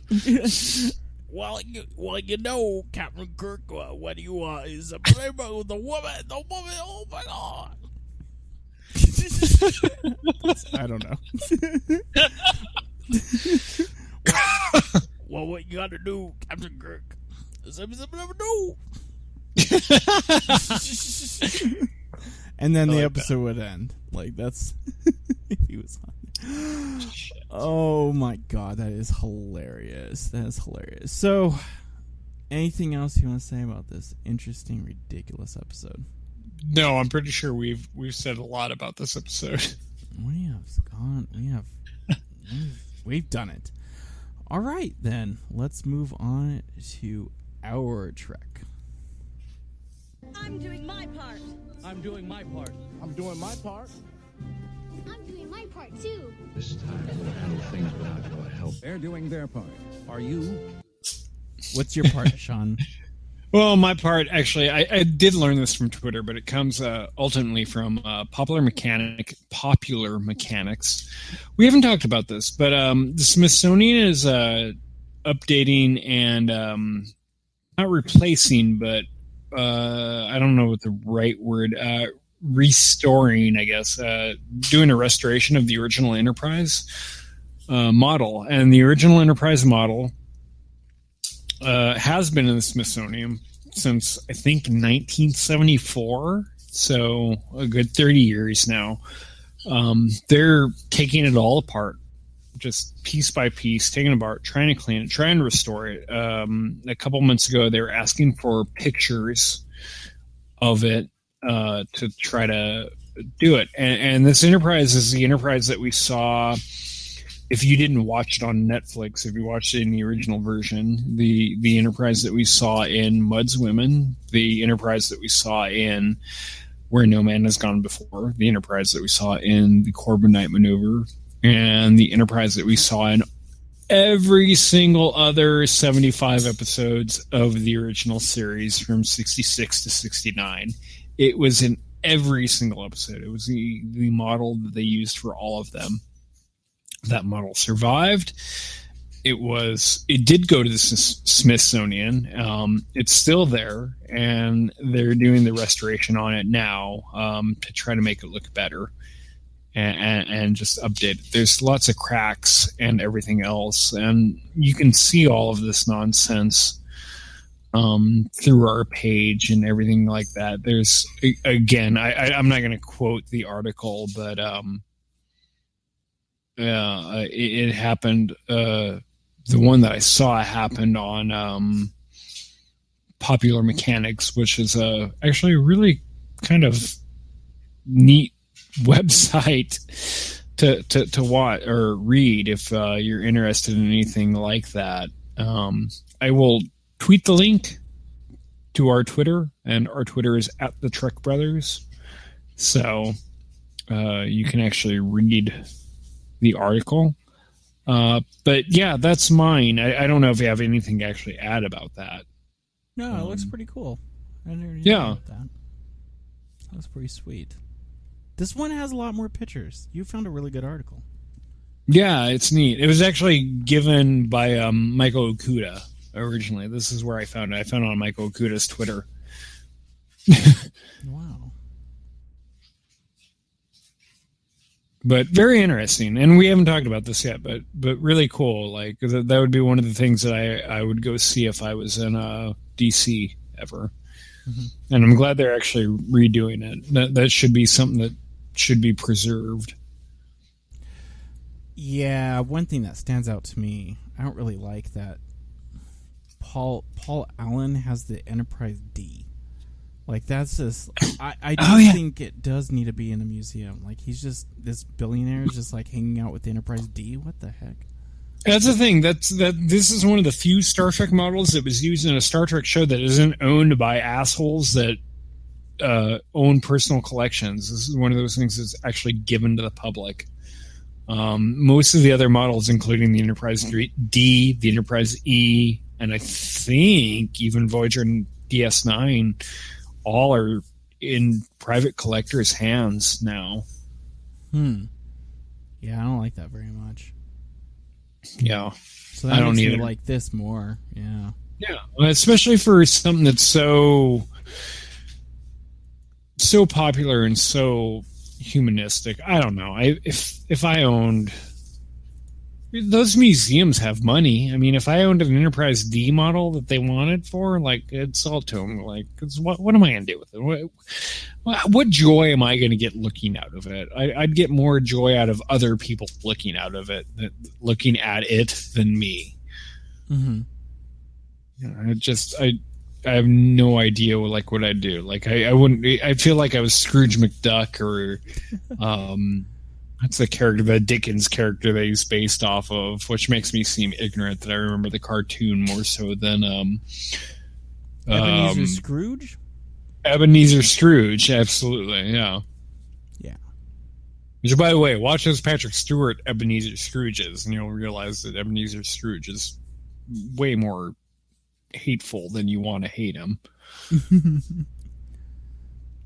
Yeah. So yeah, that's mine. That's my Trek.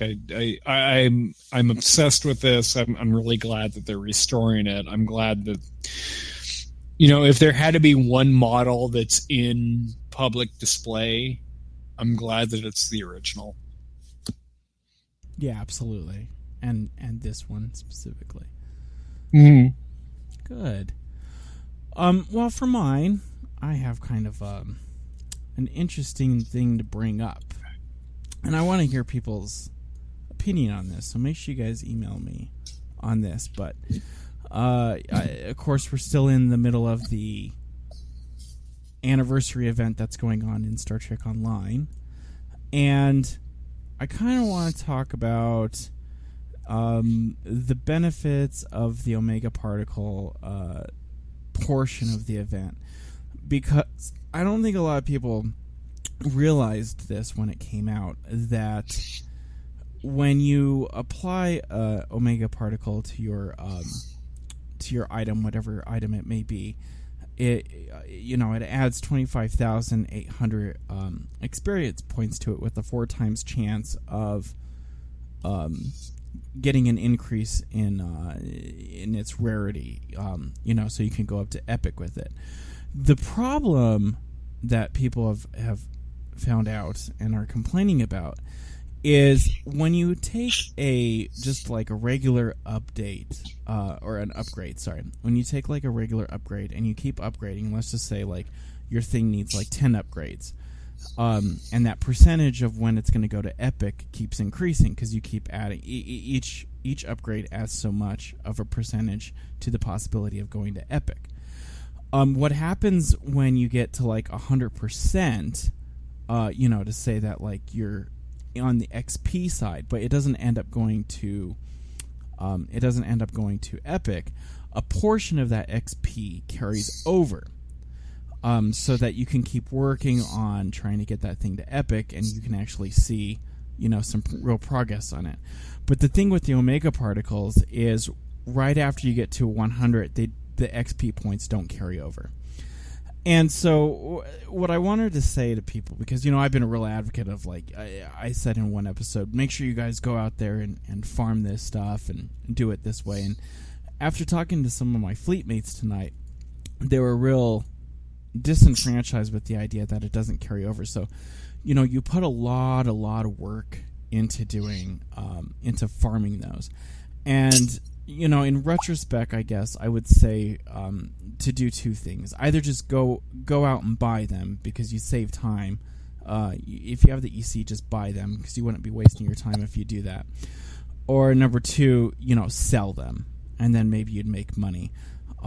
If it's that big of a thing, because it is a lot of work for a little payoff. And I just wanted to add that in there, that it is kind of one of those things I wish they would change, and they haven't. I mean, it's been like that for 2 years. But the way that the company operates, the way Cryptic is, I'm not really surprised because, nothing with them ever is for free. Like, even if they say this is free, it's not for free. There's some cost associated with it. And the cost is, once you run out of the Omegas, like, you're going to have to spend a lithium. That's the whole thing, is these Omegas don't cost a lithium. But you lose out on the possibility of keeping that XP with it. So just everybody keep that in mind. I think that was something that I brought up. And then just like a second real good quick thing is so this update that they did yesterday is really, really buggy.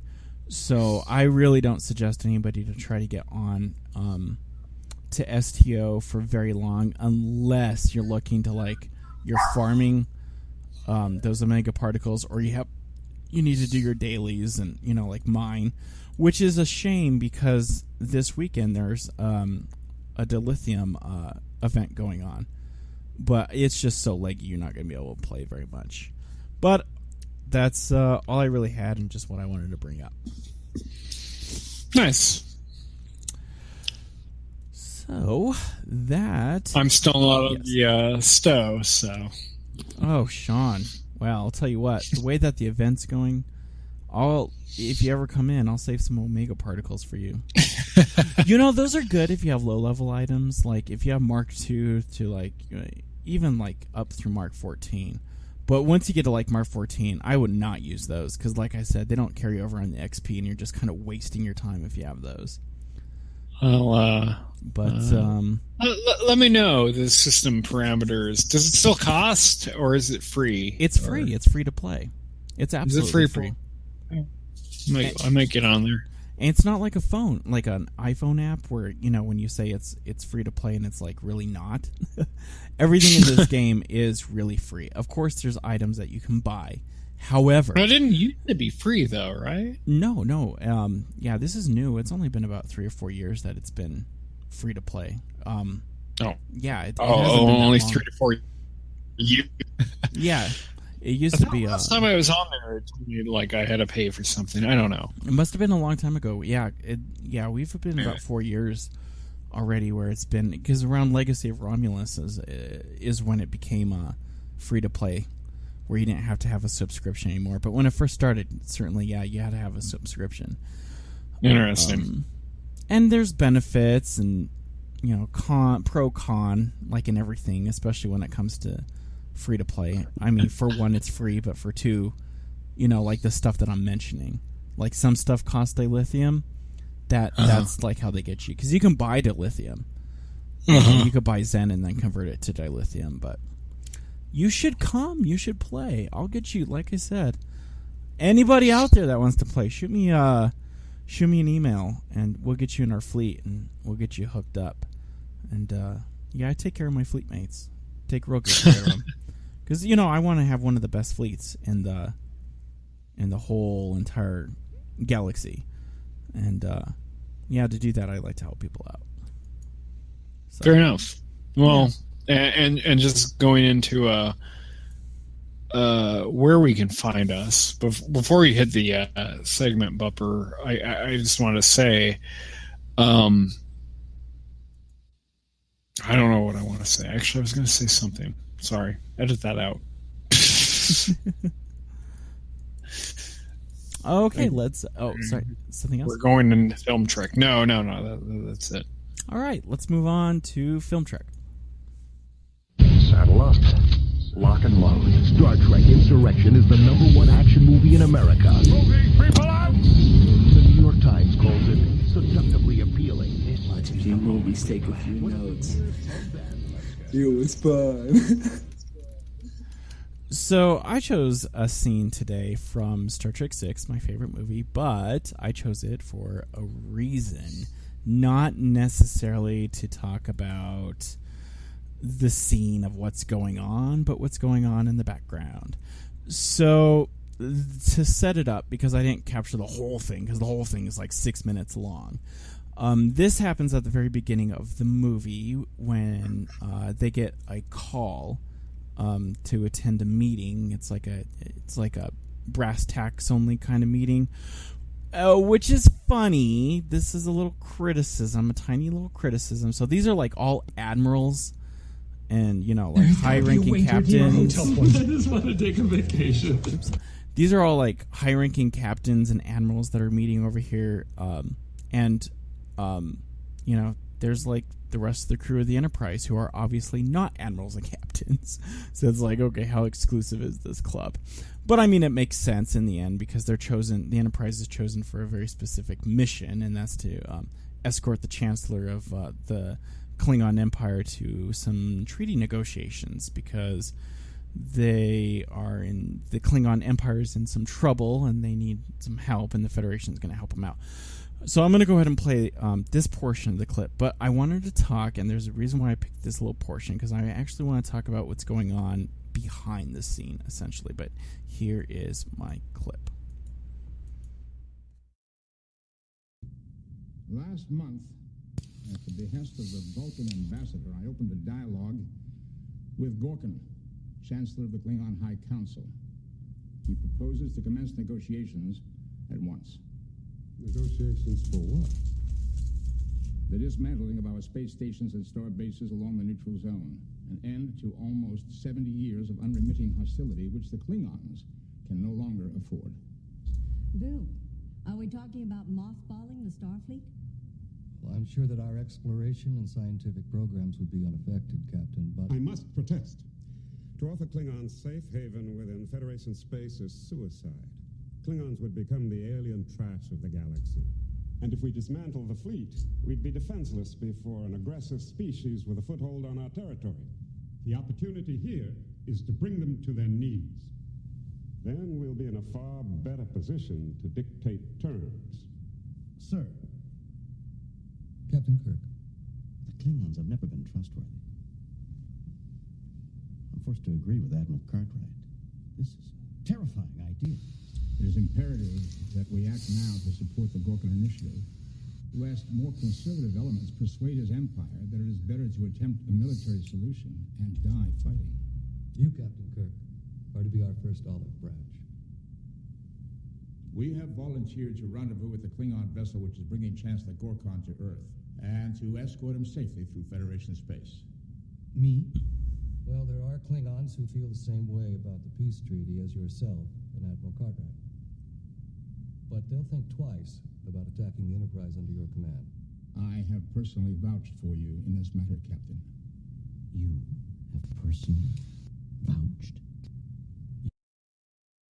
So what's kind of interesting about this, on the face, of course, it's alluding to the fact that the USSR is collapsing, and that forces them to turn to peace with the United States and other Western powers.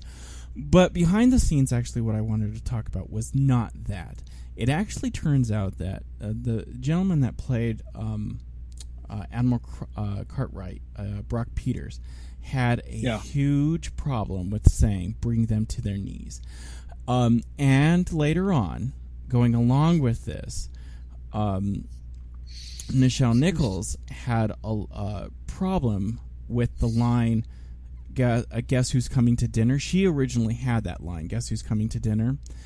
And that line was given to Chekhov when she refused to say that line. And the story of that, of course, is that Guess Who's Coming to Dinner is a different movie that involves an African-American interracial relationship, and the comedy ensues because guess who's coming to dinner, Mom. But it's really interesting because them two really voiced this disdain for some of the parts of the script, and it strikes me interesting that the actor, I can see where he'd come from. You think of Native American, essentially that's Native American policy of the United States for about 150 years is bring them to their knees, and then that'll bring them to the table. There's really no difference in what we did to Native peoples and what is being suggested Admiral Cartwright there. But it's just always struck me as an interesting scene because of that, what's going on in the background. Nice. Admiral Cartwright is a really interesting character because he appears in multiple Star Trek movies, and ultimately in Star Trek 6. And I love the scene that you actually picked, but I like, he's good because he's like the bureaucratic Kirk. He's the one that's just like, I don't know if we can do this. Like, I don't really want to do this. I don't know if we can actually make this happen. And the reason why Star Trek 6 is so great is because it shows the change forced upon the people that don't want to change. However, they ultimately go with it. Yeah, and I said it in such a stupid way. No, you continue on because I rambled on a dumb manner. Well, so go for it. It's really it's also fascinating to make, and it does make, the situation does make these individuals a sympathetic character. Valeris, for instance, is you sympathize with her. The world is changing, and she brings up valid points. How trustworthy can they be if they would conspire with us? Right. You can only empathize with Chang, and same thing with Cartwright. But when it comes to Cartwright, another thing, like you were saying, that they have him so many times. What they were going for also with that effect of having him from different movies and then having him in this capacity as a conspirator was originally Valeris was supposed to be Kirstie Alley's character, and then they ended up changing it. And the thing is like, that would be like, if you see a person commit treason like that, it's just like, whoa, it's really impactful. Mm-hmm. Yeah, there was always that kind of idea, and I don't know, like, if Star Trek 6 wasn't even thought about by this point in time, but the idea was that, and I think I said this on maybe I said this on our not edited episode yet, but the idea that David and Saavik were going to take over the Enterprise. They were going to be the next generation. It was going to be a generational ship, and so those adventures were going to keep going on. And so when you talk about like Kim Cattrall's character, where peace couldn't happen without war, or basically it's an argument for the status quo, it might have been a little bit more impactful if it were the literal next generation of characters that were going to be having to deal with it. Granted, it's pretty impactful with Kirk and Spock. Obviously, Spock doesn't have anything to do with it, but Kirk dealing with the death of his son, and you throw the picture in with David there and Christian Slater and everything else. Like, it's great. Like, it makes for a really good movie. My biggest problem, I have two problems with Star Trek 6, and they're not necessarily problems, but the reason why I don't favor it over Star Trek 2 is one, the pacing, and two, that they use the sets from the Next Generation.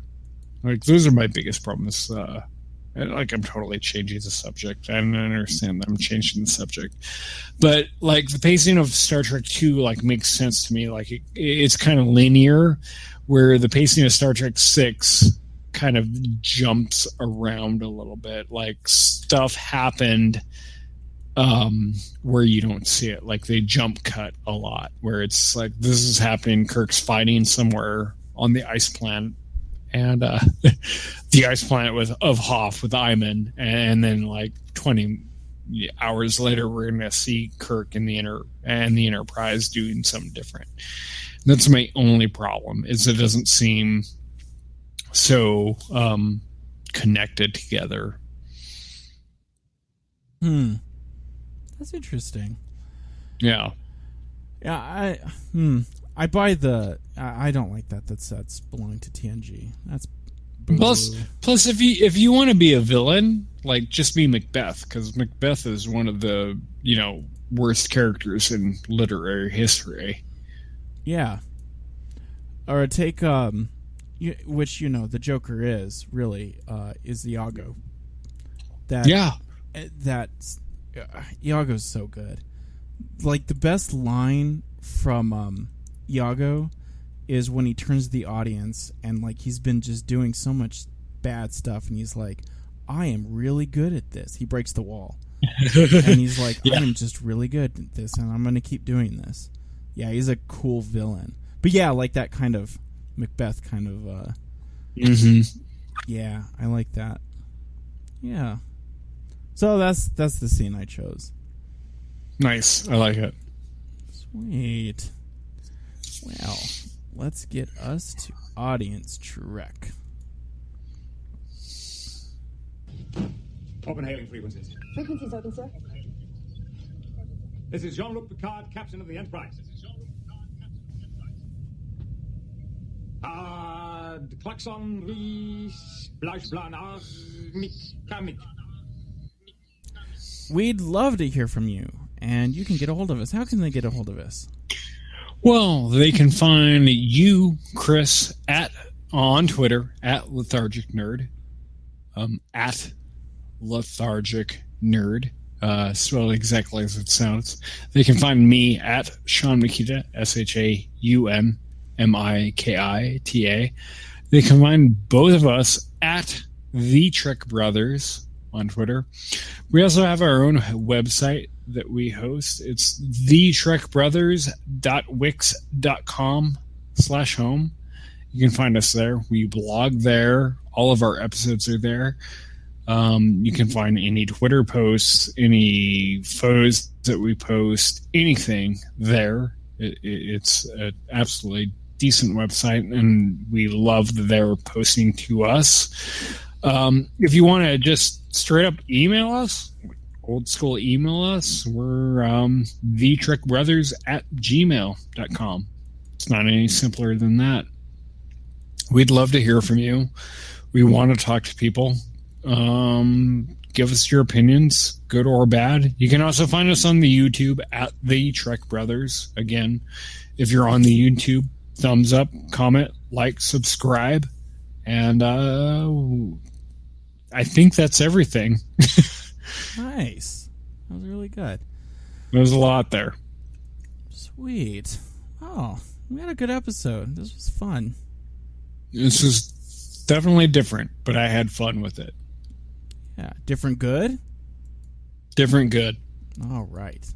That's what I like to hear. Well, Our talking poorly had a point. It's all right. So, anything else you'd like to add? I don't have anything else. All right. I'm good, too. So you can probably hit it. Nice. I'm going to take us out on a good old song that's good and relevant.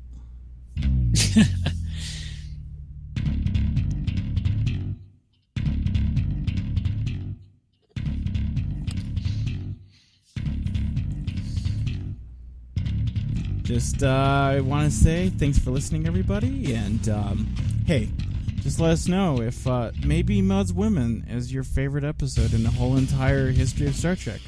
I don't really care, because you know what? I don't care what kind of Trek you like, so long as you like Star Trek. I'll talk to you later. I'm Chris, and you have a good week. And I'm Shaun, and I agree with that. I don't care what kind of Trek you like, as long as you like Trek.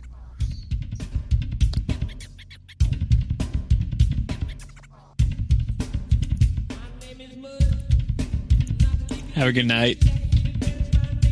Good week.